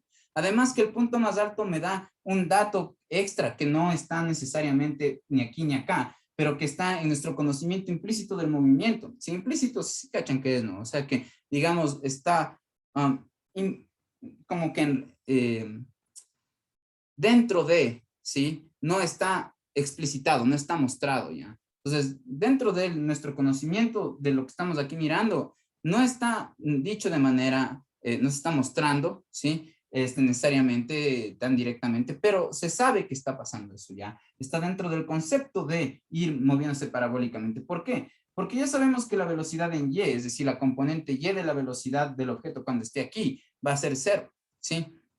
Ya, ¿por qué? Porque, digamos, la componente Y en este movimiento tiene que ver con el movimiento que va desde arriba hacia abajo. Entonces, al igual que cuando yo lanzo esto y llega hasta el punto más alto y se detiene un rato, eso significa que la componente Y de la velocidad es cero, no de la posición, ¿no? Porque si nosotros ponemos el origen de coordenadas aquí, ¿sí? No puede ser que la componente Y de la posición aquí sea cero, ¿no? Pilas, ¿por qué? Porque que hay una altura con respecto al piso, ¿no es cierto? Y si hay una altura, significa que hay componente Y distinta de cero. Ya, entonces en este caso, si yo pongo el origen de coordenadas aquí, me gustaría saber, por ejemplo, como les mencioné, cuál es la distancia de aquí hasta acá, y además, ahorita me interesa saber la altura esta, por ejemplo. ¿Ya? Entonces, ¿cómo calcularía yo esa altura? ¿Será que tengo las herramientas suficientes para calcular esa altura? Veamos. Entonces, fíjense que tenemos ¿qué datos tenemos? Tenemos que la velocidad final en Y, ¿final a qué me refiero? A que yo ahorita, el fenómeno que me interesa, yo sé que, digamos, por un lado hay un fenómeno que empieza aquí, desde donde se lanza la bala y termina acá. Entonces ahí final sería aquí, ¿no? Pero, digamos, qué es inicial y qué es final, simplemente es desde cuándo yo analizo el fenómeno hasta qué punto yo analizo, ¿sí? Entonces, inicialmente me gustaría analizar desde que sale el proyectil desde aquí hasta que llega acá. Entonces, el punto final de mi fenómeno es ¿sí? Cuando el objeto está acá. Entonces, sabemos que la velocidad final en Y, en este fenómeno donde final es aquí, ya sabemos que es 0 metros sobre segundo, ¿sí? Ya sabemos que la velocidad inicial en Y va a corresponder a la componente Y de la velocidad del vector velocidad inicial. Del vector velocidad inicial, su componente Y va a ser mi velocidad inicial en Y, ¿sí? Entonces, en este caso sabemos que es 15.3 metros sobre segundo. ¿Y ahí qué sabemos además? Sabemos la aceleración, ¿no? Sabemos que la aceleración va a ser el valor de la gravedad, pero con signo negativo, porque el signo indica el sentido en el que la aceleración está dándose. Y como la aceleración está apuntando siempre hacia abajo, porque mientras está el objeto viajando hacia arriba, y debe haber la aceleración hacia abajo para que pueda reflejarse el movimiento desacelerado. Mientras que si el objeto está bajando, la aceleración tiene que mantenerse hacia abajo. ¿Por qué? Porque lo que sucede cuando esto sube y luego baja es que se va desacelerando hasta llegar a estar quieto en el punto más alto y después empieza a bajar. Pero cuando empieza a bajar, empieza a pasar de la velocidad cero y empieza a aumentar la velocidad. Y ese aumento de velocidad es justo una aceleración. Es un cambio en la velocidad debido a que la aceleración y la velocidad tienen la misma dirección y sentido. Sí, entonces si la velocidad y la aceleración tienen sentidos opuestos, entonces es un movimiento desacelerado. Pero si la velocidad y la aceleración tienen sentidos iguales, entonces sí es un movimiento acelerado. Sí, entonces, sentidos distintos, va bajando la velocidad mientras transcurre el tiempo, sentidos iguales entre velocidad y aceleración, va aumentando la rapidez. Ya, entonces en este caso, sabemos que es menos 9.8 metros sobre segundo al cuadrado nuestra aceleración en Y, ¿sí? Aceleración en X no hay, porque horizontalmente no hay una fuerza en el caso ideal que esté en la dirección horizontal para evitar el movimiento o cambiar el estado del movimiento del objeto, ¿sí? El único, digamos, impedimento ahí sería el aire, a que esto viaje horizontalmente, se les opondría que se siga moviendo horizontalmente, pero esa, digamos, podemos verle como viscosidad o oposición del aire al moverse horizontalmente, la estamos descartando. Y de ahí la siguiente oposición al movimiento para que esto siga viajando horizontalmente es cuando ya llega al piso, donde la fricción del suelo es la que evita que el objeto siga moviéndose hacia adelante, ¿sí? Esta fricción es una oposición al movimiento cuando el objeto ya topa el piso debido a, digamos, la rugosidad de la superficie del objeto y la rugosidad del piso, que tienen como unos, se van enganchando, ¿no? Ya a nivel más estructural, perdón, a nivel ya microscópico, se va enganchando los huequitos y las puntas que tiene esto ya en la superficie, si se hace un zoom, con los huequitos y puntas que tiene el piso, ¿sí? Ya, ahora, entonces, nosotros lo que nos gustaría es usar una fórmula que relacione velocidad final, velocidad inicial y aceleración. Nosotros sí tenemos esa fórmula, fíjense en esta, ¿no?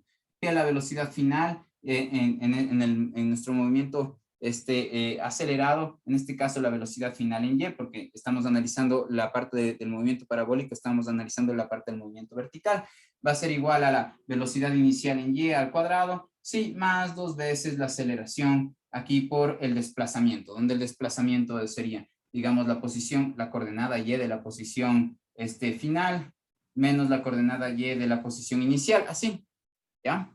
Entonces, en este caso, ya simplemente de aquí podríamos despejar el Y sub F, que es la posición final del objeto cuando llega hasta el punto más alto, ¿sí? Entonces, la Y sub F va a ser esta distancia de aquí a acá. Esa es la posición final, ¿sí? Mientras que la posición inicial es desde en la dirección vertical. ¿Cuál es la posición inicial? La posición inicial, miren, o más bien la componente Y de la posición inicial, si el objeto sale desde aquí, desde el origen de coordenadas, entonces, ¿cuál será la coordenada Y de la posición inicial?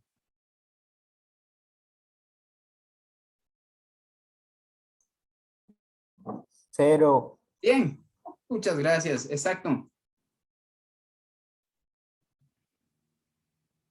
Entonces, distingan que dos cosas, la coordenada Y de la velocidad, que en este caso es distinta de 0, a la componente Y de la posición. ¿Dónde está? Digamos, ¿dónde está el objeto al inicio? Sería dar las componentes X y Y del objeto. Pero a mí no me interesa la componente X de la posición, sino la componente Y de la posición, ¿sí?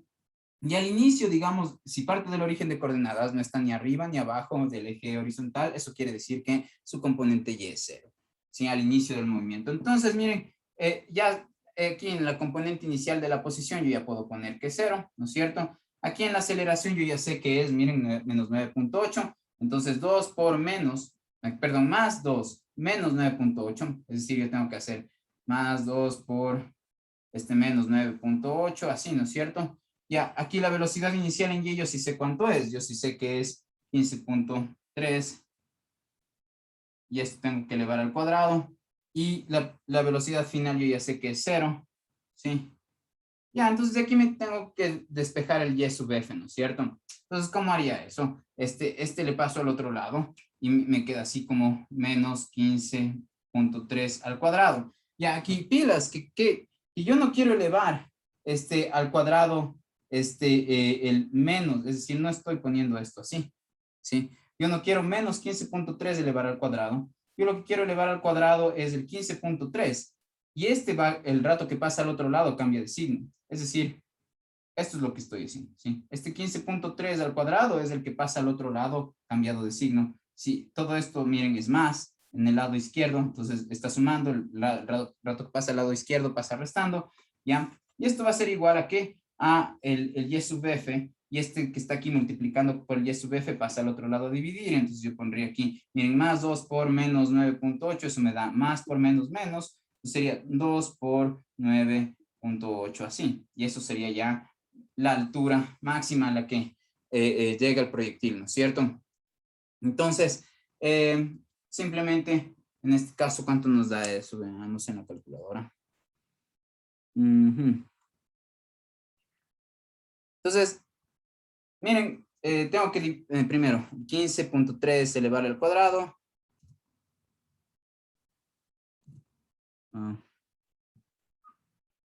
Ya, elevado al cuadrado. Sí, ya esto tengo que dividirle para el producto de 2 por 9.8. Allí me da 11.9. ¿Sí? Entonces, miren, menos divide para menos me da más, por eso solamente dividí las cantidades positivas y la respuesta fue 11.9.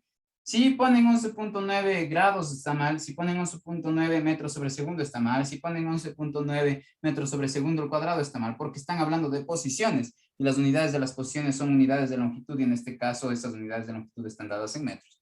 ¿Ya? Entonces, esto de aquí nos sirve full, ¿ya?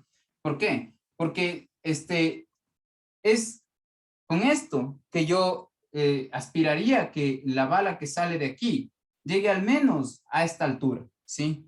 Entonces yo tengo que plantearme el problema de manera que me pregunto cuál será la velocidad inicial con la que tiene que salir esta bala para que recorra esta altura, ¿sí? Ese sería mi problema, ¿sí? Entonces, para resolver, digamos, cuál es la velocidad inicial con la que la bala puede interceptar al objeto, ¿sí cachan? Ya, entonces, ¿por qué? Porque la velocidad inicial que al menos me permite interceptar el objeto va a ser una velocidad inicial tal que logre hacer que el objeto llegue hasta este alto, ¿sí? Entonces, yo necesito mi problema de saber cuál es la velocidad inicial con la que debe salir el objeto desde aquí, con cuál al menos debe salir desde aquí, es equivalente a preguntarme cuál es la velocidad inicial con la que el proyectil debe salir para que pueda recorrer esta distancia, ¿sí? Ya, entonces veamos cómo resolvemos ese problema. Ajá. Entonces, ahora, la bala del objeto que va a interceptar al proyectil, ¿sí? Yo lo que tengo es que, miren, yo al menos quiero que llegue hasta acá arriba, ¿no es cierto?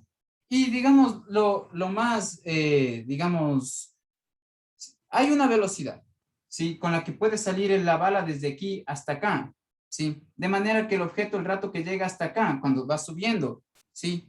Llegue, pero en el punto más alto también tenga la velocidad final cero, ¿no es cierto? Sí, esa es la velocidad mínima con la que debería salir la bala, porque si tiene más velocidad, si sale con más velocidad, ya no se detendría aquí y ya no subiría solamente esta distancia, sino que tendría la capacidad primero de subir más y se detendría más arriba si es que no le topa al proyectil, si es que no se intercepta con el proyectil, si no está el proyectil, por ejemplo. Y yo le disparo con cierta velocidad que haga que el objeto suba a la distancia YF, es decir, esta distancia 11.9 metros, y digamos que sea tal que cuando ya recorre estos 11.9 metros hacia arriba el objeto se detenga. Entonces esa es la velocidad mínima que va a necesitar la bala para poder interceptarle al proyectil, ¿sí? Si es que tiene una velocidad mayor a la que yo halle de esa manera, entonces el proyectil no se detendría aquí, sino se detendría un poco más arriba. Pero en este caso, lo que yo quiero es encontrar la velocidad mínima que debe tener el proyectil para llegar hasta acá, ¿sí? Entonces, si es así, digamos, el objeto que está aquí, digámosle velocidad 2, porque se va a referir al proyectil, a la bala 2, ¿no? O le voy a poner velocidad de la bala, ¿ya? Entonces yo quiero saber la velocidad de la bala, pero inicial, ¿sí? Como el movimiento aquí solo se está dando en el eje vertical, entonces ya no hace falta que aquí ponga la Y para especificar eso, ¿no? En este caso, no, pero en este sí, yo debo poner si me estoy refiriendo a la componente X o Y de la velocidad, porque el movimiento se desarrolla en las dos dimensiones, tanto arriba hacia abajo como a izquierda y derecha, mientras que este se desarrolla solamente verticalmente. Entonces, la velocidad de la bala inicial, ¿sí? Me refiero a la bala que va a salir desde aquí, es lo que yo no conozco, ¿sí? Pero como yo quiero hallar la velocidad mínima con la que, digamos, llega hasta acá, o podría llegar hasta este punto más alto. Entonces, yo voy a imaginarme que en el punto más alto, cuando esta bala está lanzada, cuando ya recorre 11.9 metros, ahí ya sea el punto más alto del movimiento vertical. Sí, no sé, a mí no se me puso negro la pantalla. Ah, No se puso negro. Y una pregunta, ingeniero. claro, En la fórmula que usted puso, la velocidad inicial no era de 15.3, es que ya me confundí. sí, 15.3. Aquí está. Sí, sí puse 15.3. Sí, pero es que como usted ahorita dijo que va a calcular la velocidad inicial de la bala, Ah, entonces ya, por eso ya te me entiendo. confundí. Muchas gracias por esa pregunta, Carlos. Lo que pasa es que, digamos, como tengo dos proyectiles en este caso, a este le llamo proyectil, al que, digamos, la bala que sale recorriendo el movimiento parabólico, y, digamos, a este le estoy llamando bala, ¿sí? Entonces van a haber dos velocidades iniciales. La velocidad inicial, la del proyectil, y esta es la velocidad inicial de la bala, ¿sí? Entonces son distintas velocidades iniciales, ¿sí? Por eso pongo aquí un subíndice B, para decir que me estoy refiriendo ya a este objeto, no al objeto que salía desde acá, ¿sí? Entonces, por eso, no necesariamente va a coincidir en ser 15.3, ¿no? Porque esta es la velocidad en Y de este objeto. No hay ninguna como razón para que deba coincidir la velocidad en Y de este objeto con la velocidad en Y de este objeto, ¿sí? ¿Por qué? Porque, bueno, inicialmente no hay ninguna razón, ¿sí? Veamos, es que, Carla, ¿fuiste tú lo que me preguntaste? Sí, no. Sí, Ya, sí. am, esa intuición está bastante buena, digo, ¿sí? Pero inicialmente suponte que tú no sabes, ¿ya? Ahora, ¿puedes comentarles al resto de tus compañeros de dónde salió esa intuición? Por lo que usted había En eso. calculado, tenemos la componente X y Y de la velocidad inicial del proyectil. Entonces, por eso yo supuse que la velocidad inicial de la bala, como está en Y, iba a ser 15.3. Ya, ¿el resto qué creen?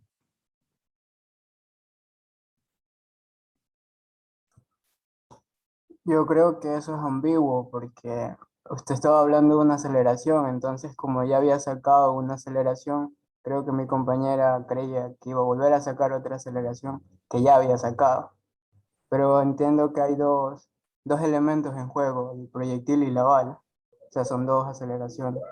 Ya, verás, gracias por eso, Cristian. Lo que pasa es que, digamos, hay una cosa que sí es bien clara que tienes que distinguir y no volver a cometer ese error, ¿ya?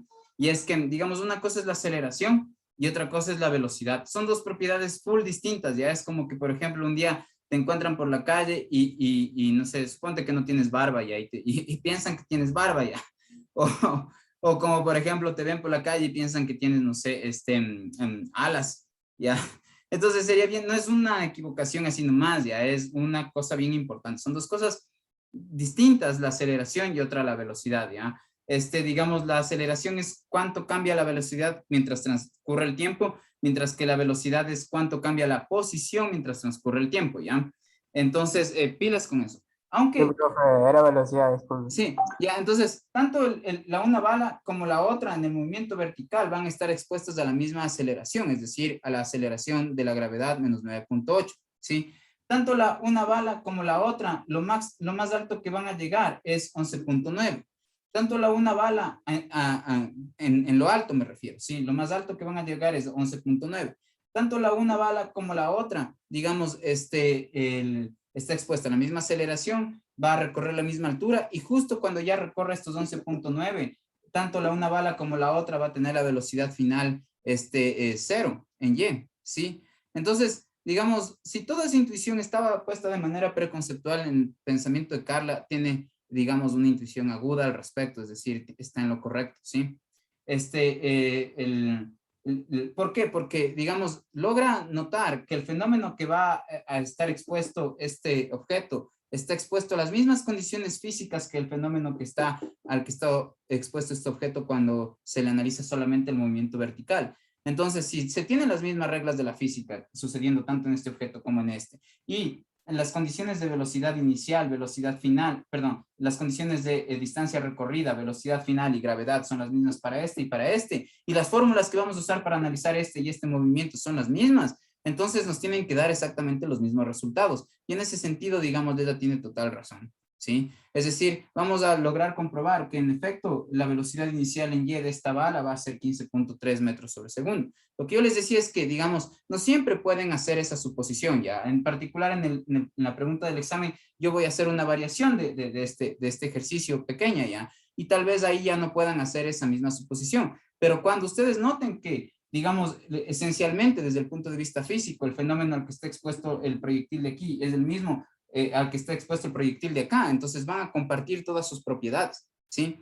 Entonces, en este caso, muy bien, o sea, Carla, es una intuición aguda y está muy bueno eso. Ya, pero en general no siempre sucedería eso, entonces por eso veamos en general cómo se hubiera hecho y veamos si es que comprobamos la intuición de Carla, que yo creo que sí va a comprobarse, ¿ya? Entonces, en efecto, la velocidad inicial con la que va a salir la bala, la de aquí, también va a coincidir con esta de acá, ¿ya? Ya, eso es, no es bien, o sea, es como que bacán, ese es el tipo de pensamiento que como que busco ya, que puedan pensar así como está pensando Carla. Ya, entonces voy a seguir, ¿sí? Entonces, miren, si hiciéramos esto, como les digo en general, lo que yo debería hacer es como que, bueno, ver el movimiento vertical de este objeto mientras va para arriba, ¿ya? Entonces, digamos, la velocidad inicial de la bala, es lo que yo quiero saber, y yo sé que la velocidad final de la bala va a ser, en este caso, 0. Yo sé que la distancia que va a recorrer, la velocidad final, que digo, la distancia en Y que va a recorrer, sé que es 11.9, ¿sí? Y digamos, ¿qué más? Ah, sé que la aceleración es menos 9.8. Entonces, miren cómo yo calculo esta velocidad inicial. Podríamos hacerlo justo con la fórmula que hice antes, ¿sí? ¿Cuál fórmula usé antes? La que era b cuadrado, ¿no es cierto? Es decir, velocidad de la bala final al cuadrado es igual a la velocidad inicial, velocidad de la bala inicial al cuadrado, más 2 veces la aceleración por posición en Y final menos posición en Y inicial o desplazamiento en Y. Ya, ahora, en nuestro objeto sabemos otra vez que miren, parte desde el origen, desde el eje X. Entonces, si parte desde el eje X va a tener una componente X que yo no conozco cuál es, pero va a tener una componente Y de posición igual a 0. Entonces, la posición de este objeto, la componente Y es 0. Entonces, ya sabemos que aquí la componente en Y es 0, entonces nuestra fórmula queda de esta forma, ¿sí? Miren, además sabemos que aquí la altura final a la que va a llegar es 11.9, entonces yo pondría así 11.9. Sí, yo sé que la aceleración es menos 9.8. Además, aquí hay un 2. Sí, conozco que la velocidad final de la bala es 0. Entonces, debemos despejar de aquí la velocidad inicial de la bala. ¿Qué tengo que hacer? Entonces, en este caso, todo esto tengo que pasar al otro lado. Como tengo más, por menos, por más, esto, el producto, el número que me resulte hacer este producto va a ser negativo, ¿no es cierto? El rato que le paso al otro lado va a ser positivo. Es decir, miren, ya, pongámosle, esto le voy a pasar al otro lado, al pasarle al otro lado queda así, pero cambiado de signo, ¿no es cierto? Entonces yo tendría menos por menos, por más, eso me da más, ¿ya? Otra forma de verlo, sí. Y de ahí, digamos, este cuadrado pasa al otro lado siendo raíz, y entonces la velocidad de la bala inicial será ¿cuánto? Pues será la raíz de esa, ¿no? Y vamos a comprobar que sale 15.3. Entonces, lo que tengo que hacer es poner 2 por 9.8 por 11.9 y a esto le voy a sacar la raíz. Ya, y como ven sale 15.3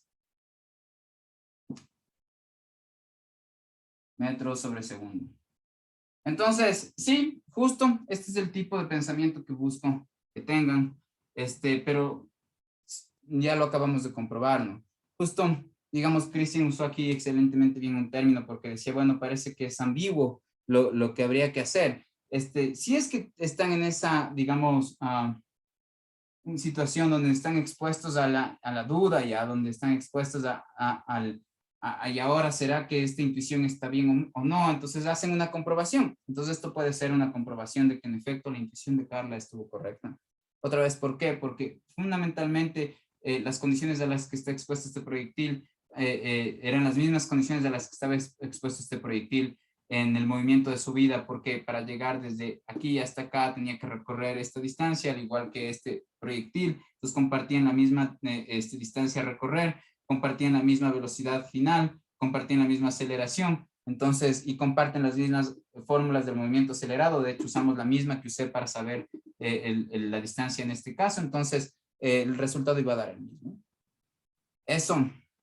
Ya, ahora, para finalizar esto, van a tener otro ítem, recuerden otra pregunta, ¿sí? Y la otra pregunta es, ¿cuánto sería la distancia desde aquí hasta acá? ¿Sí? Ya, entonces, ¿cómo podríamos hacer eso?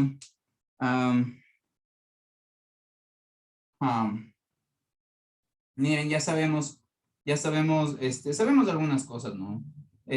Bueno, en este caso, miren, supónganse que también, o sea, también va a ser importante para interceptar el proyectil con esta bala, saber el tiempo que se va a demorar desde aquí hasta acá, ¿no es cierto? El tiempo que se va a demorar desde salir hasta llegar al punto más alto. Porque yo necesito, digamos, justo que coincida, que esto logre estar acá arriba al mismo tiempo que el proyectil que sale de acá esté en el punto más alto de esta parábola, ¿no es cierto? Tienen que simultáneamente, es decir, al mismo tiempo, tiene que recorrer el mismo tiempo o pasar el mismo tiempo que va desde aquí hasta acá, que vaya desde aquí hasta acá, por ejemplo, ¿no es cierto? O sea, yo necesito que simultáneamente se encuentren aquí para que se destruya el proyectil, ¿no es cierto? Entonces, está bueno calcular el tiempo que se va a demorar desde aquí hasta acá. Ya, entonces podríamos hacerlo de la siguiente forma. Tenemos nuestras fórmulas del tiempo, ¿no es cierto?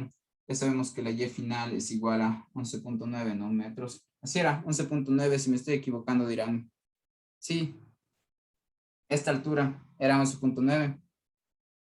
Nadie está copiando. Sí. Bien, gracias. Ya, entonces veamos el tiempo que se demora en ir desde aquí hasta acá. ¿Cómo podemos hacer eso? Tenemos unas fórmulas bien fáciles para eso. Miren, por ejemplo, esta, la definición de la aceleración. La aceleración en y es igual a la velocidad final en y menos la velocidad inicial en y sobre el tiempo.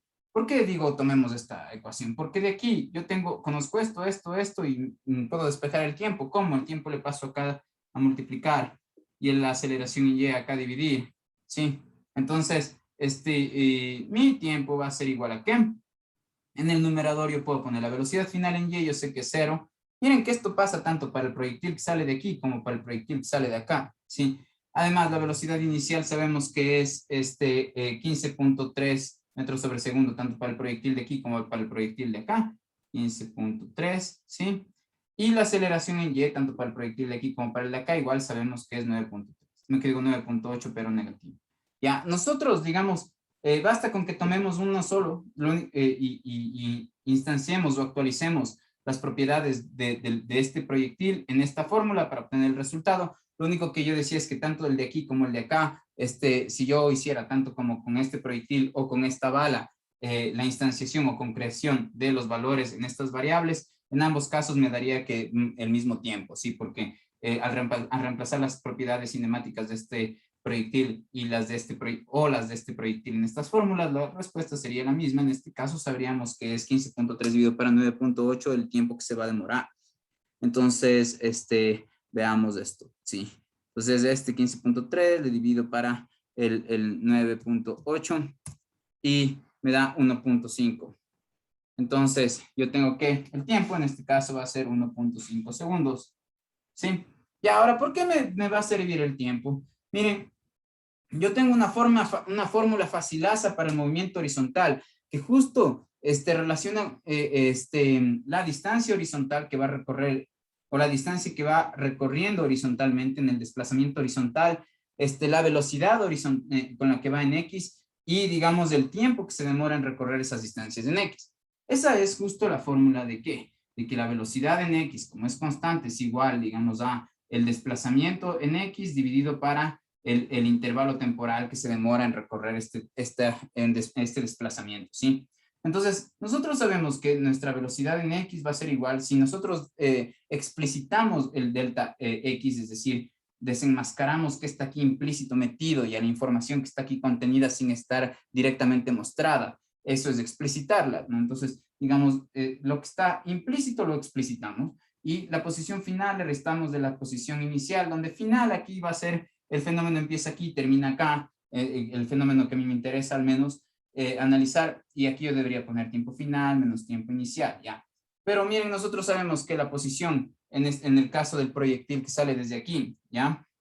Nosotros sabemos que la posición final va a ser la posición que tenga cuando la bala, la coordenada X de la posición final de la bala del proyectil que va así. La componente X va a ser esta longitud, ¿no es cierto? ¿Sí? ¿Ya? Y digamos, la componente X inicial de la posición del proyectil que sale desde aquí, la componente X de la posición inicial del proyectil que sale desde aquí, sabemos que es 0, ¿no? Porque está justo en el origen de coordenadas. Entonces, el punto que está justo en el origen de coordenadas tiene coordenada X0 y coordenada Y0. Pues aquí va a ser 0.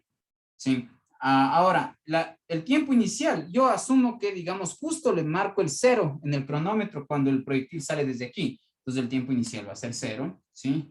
Ya, entonces, miren, yo tengo aquí que el tiempo final va a ser justo el tiempo que se demora el proyectil en ir desde aquí hasta acá, y yo ya sé que ese tiempo final, que es el mismo tiempo que se demora el proyectil en desplazarse esta distancia desde aquí hasta acá.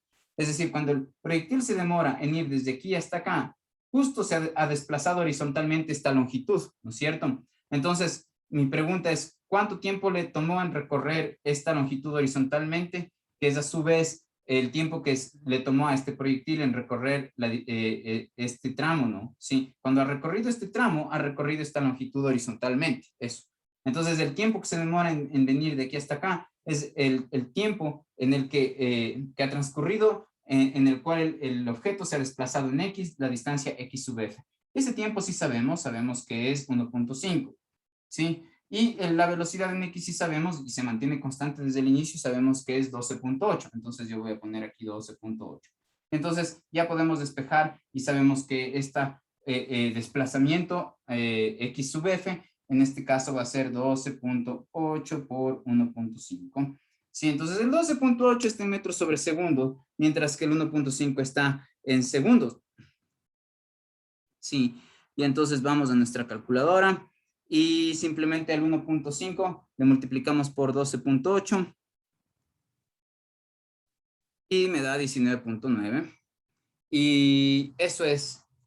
Entonces, la posición final es simplemente 19.9 metros. Pilas, posición, metros. ¿Sí? Y ya. Entonces, ya saben cómo, si es que le atacan al Ecuador, miden estas cosas, ya pueden defenderse. Eso. Entonces, les voy a tomar dos de esos problemas, o sea, dos problemas de ese estilo y uno extra y preguntas conceptuales. En las preguntas conceptuales van a ir preguntas conceptuales también acerca del movimiento circular uniforme, lo que vimos en la última clase, y preguntas acerca, por ejemplo, del producto cruz, que veo que es un video que casi no han visto, entonces pilas, miren ese también. Y ya, pues en general, preguntas conceptuales de si entienden o no. En particular, por ejemplo, si ya tienen esa habilidad que tiene Carla de reconocer, digamos, los patrones de las condiciones físicas, no pongan solamente la respuesta porque dicen, bueno, me di cuenta en mi mente, no, explíquenlo.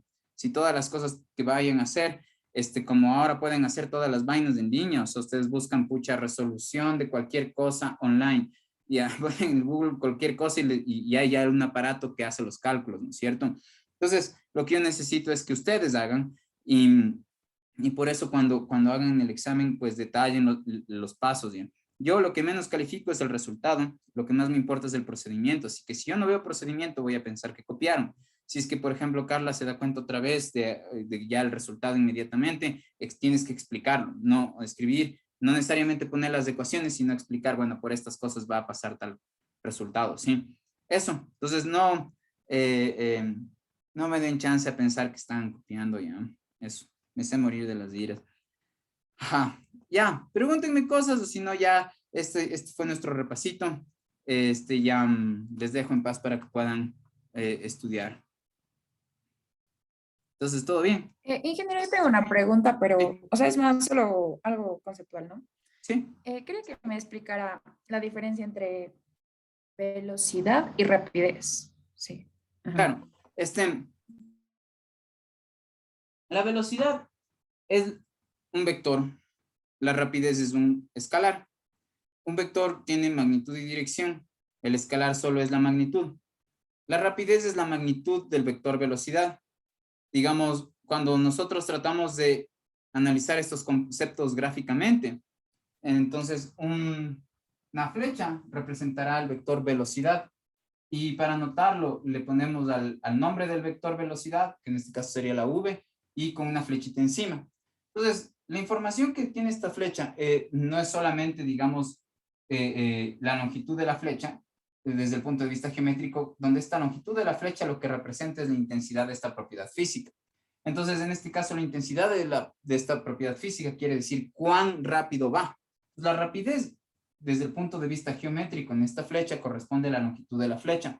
¿Sí? Y mientras que la velocidad no solamente corresponde a la longitud de la flecha, que en este caso sería la rapidez, sino también la dirección.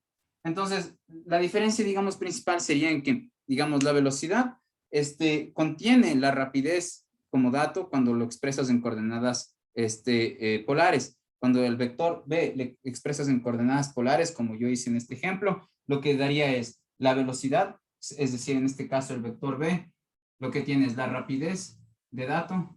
Sí, la rapidez de dato en este caso es 20 metros sobre segundo. ¿Sí? Esto nos dice cuán lento o cuán rápido va. ¿Sí?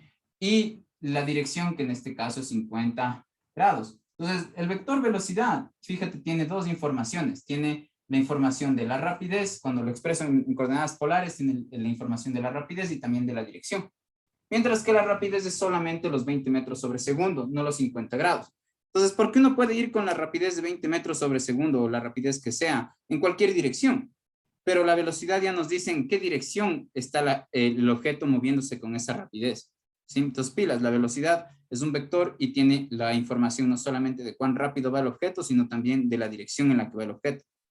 Mientras que la rapidez es simplemente cuán rápido va el objeto. No sé si te... Ya. Sí, muchas gracias. ¿Alguien más quiere preguntarme cosas?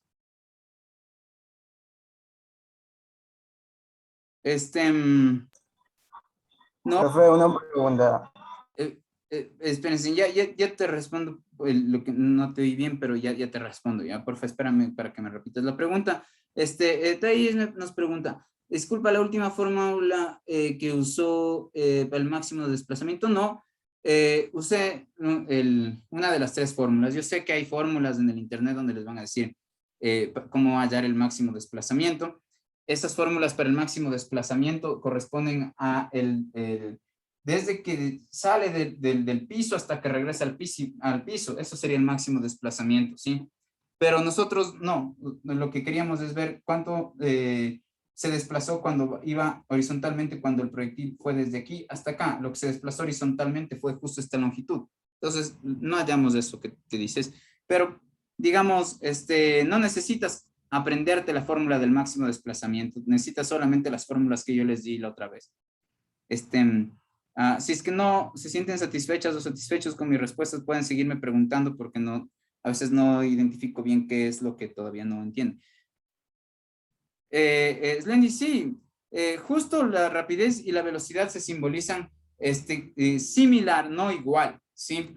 Entonces, ¿a qué me refiero? Mira, la velocidad siempre tiene una flecha encima, porque la velocidad es vector, ¿sí? Para tú indicar una propiedad vectorial siempre pones una flecha encima. Pero justo la rapidez, que es el módulo de ese vector, o la longitud de la flecha, en otras palabras, que en este caso representa la magnitud o intensidad de nuestro vector. Para referirme yo a simplemente la rapidez, lo que yo hago es escribir el nombre de la velocidad. En este caso, al nombre de la velocidad le puse la letra B, pero sin la flecha encima. Sí, entonces, digamos, en este caso, el vector velocidad es un vector, en efecto, es decir, un arreglo de números que se compone de dos números, pero la rapidez, como ves acá, no tiene la flecha encima. Entonces, pilas, eso es súper importante. Cuando ustedes ven una letra sin flecha encima y sin que esté en negrita, se refiere a la magnitud del vector, ¿sí? Cuán rápido va, si es que el vector en este caso es el vector velocidad. Pero cuando tiene ya el vector una flecha encima, o en algunos libros a los vectores les suelen notar poniéndoles en negrita al vector. Entonces, lo que ustedes tienen que pensar es, si se refieren al vector velocidad, si la propiedad que está expresada de manera vectorialmente es la velocidad, entonces deben tener un arreglo de números. Uno donde ustedes puedan constatar o obtener la rapidez, que es la magnitud de la velocidad, y otro, digamos, donde puedan constatar o obtener la dirección, ¿sí? Otra vez, miren, este objeto puede ir a 1 metro por segundo hacia allá, hacia allá, hacia allá, hacia cualquier lado. Entonces, cuando yo hablo de la velocidad, hablo de no solamente cuán rápido va, sino que en qué dirección va. Eso es muy importante, ¿sí? O sea, de ley, en nuestro experimento, en nuestro, digamos, ejemplo imaginario del ataque y eso, ¿no es cierto? Claro que importa si es que yo lanzo digamos, el proyectil en este sentido, a que si yo lo lanzo, por ejemplo, hacia allá. O sea, si yo lanzo hacia allá, nunca ataco a la ciudad, digamos, ¿sí cachan? Entonces, o sea, importa, digamos, la dirección, no solamente la rapidez. Entonces, sí, la rapidez tiene la misma letra, se la simboliza con la misma letra que la velocidad, solo que la rapidez no va a tener una flechita encima, ¿sí? Todos los vectores tienen flechita encima, ¿sí? ¿Qué fórmula usaría para el desplazamiento máximo? O sea, no necesitas eso, es que depende de los datos que tengas, Thais. Depende de digamos, los datos que tengas. Mira, en general, esas fórmulas de desplazamiento máximo lo que pueden hacer es, digamos, de alguna forma, reemplazar la forma general de encontrar el tiempo de vuelo en la fórmula de la velocidad. Me refiero a lo siguiente ya. El tiempo de vuelo es, en este caso, cuánto tiempo va a estar el proyectil en el aire, ¿sí? Entonces, nosotros sí podríamos calcular eso. ¿Cómo? Por ejemplo, si usas esta fórmula, ¿sí? Si tú tienes, por ejemplo, que la posición final es igual a la posición inicial en Y, más la velocidad inicial en Y por el tiempo, más un medio de la aceleración por el tiempo al cuadrado, ¿sí? Podría ser desde ahí, ¿sí? Y digamos, tú de aquí podrías despejar el tiempo ya, y después de ese tiempo le reemplazas en esta ecuación, velocidad en X igual a desplazamiento en X sobre intervalo temporal que te demoras en desplazarte este desplazamiento. Y entonces como que este tiempo, aquí, como en general nosotros el tiempo inicial desde donde empieza es el tiempo cero, entonces este tiempo no vale poner, el delta t se convierte en t simplemente, ¿no? Ya, y entonces lo que se suele hacer es, digamos, se despeja el delta x así. Entonces, la t que despejes de aquí, le suelen poner acá, ¿ya? Siempre y cuando que, mira, la posición final en y, cuando llega hasta acá es 0. La posición inicial en y, cuando sale desde aquí es 0. ¿Sí? Entonces, en pocas, de aquí tienes que despejar el tiempo, ¿sí? Entonces, ¿cómo despejas de aquí el tiempo? El tiempo despejado de aquí, simplemente es esta ecuación, ¿sí? Si tú le lees de derecha a izquierda esta ecuación, de aquí, para poder resolver esta ecuación, lo que necesitas es, factorar, por ejemplo. Entonces, esta ecuación se reexpresa como, 0 igual a, entonces, t, y aquí tendrías velocidad inicial y, más aceleración medias por el tiempo así, ¿ya? Entonces, esta ecuación se transforma en esta ecuación, ¿sí? Porque simplemente factoré, ¿sí? Ya, entonces, aquí vas a tener dos respuestas. Digamos, ¿por qué? Porque, digamos, esto de aquí, este producto va a ser 0, sí, solo sí. El primer elemento, el tiempo es 0, ¿sí? O todo esto de aquí, que en este caso es a medios t más b o y igual a 0, ¿sí? Entonces, si dos cosas, esta multiplicada por otra, lo que está dentro del paréntesis, dan 0, esto puede ser sí, solo sí. La primera cosa es 0 o la segunda es 0, ¿sí? Entonces, tú despejas de aquí que el tiempo es 0, pero ya sabemos que el tiempo 0 no es el tiempo que se demora en ir el proyectil desde aquí hasta acá, porque en efecto se demora un intervalo de tiempo distinto a 0. Pues la respuesta correcta en este caso la despejaremos de aquí. Entonces, el tiempo despejado de aquí va a ser igual a ¿qué? nuestro tiempo va a ser igual a menos B o Y sobre menos A, perdón, sobre A medios, así, ¿ya? Y después este tiempo de aquí, ¿sí? Es el mismo tiempo que se va a demorar el objeto en desplazarse todo este tramo horizontalmente. Es decir, el tiempo que se demora el objeto en recorrer este tramo así, es el tiempo que estás obteniendo acá, ¿sí? Ese sería nuestro tiempo de vuelo, ¿ya? Entonces, ahora, mientras recorre toda esta distancia, en efecto está desplazándose horizontalmente todo este desplazamiento que sería el desplazamiento máximo, ¿sí?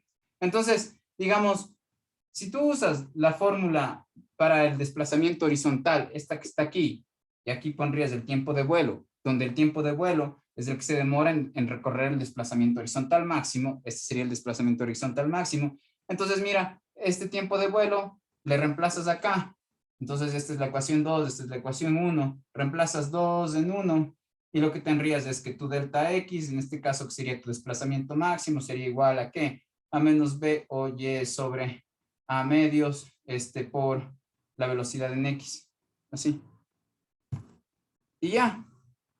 Esto puede ser una de las fórmulas para obtener el desplazamiento horizontal, pero cuando las condiciones de tu problema son estas, ¿ya? Entonces, mi recomendación es que nunca jamás se aprendan una fórmula de memoria sin saber de dónde salen, porque eso no es aprender. Ya. Ya. Les dejo nomás que estudien, porfa. Si tienen alguna pregunta o algo, me preguntan por el grupo de WhatsApp si quieren o me mandan un mail. Eso es, ya nos vemos, ¿ya? Pilas a las 8, de 8 a 10 va a estar su examen. Ya nos vemos. Cuídense.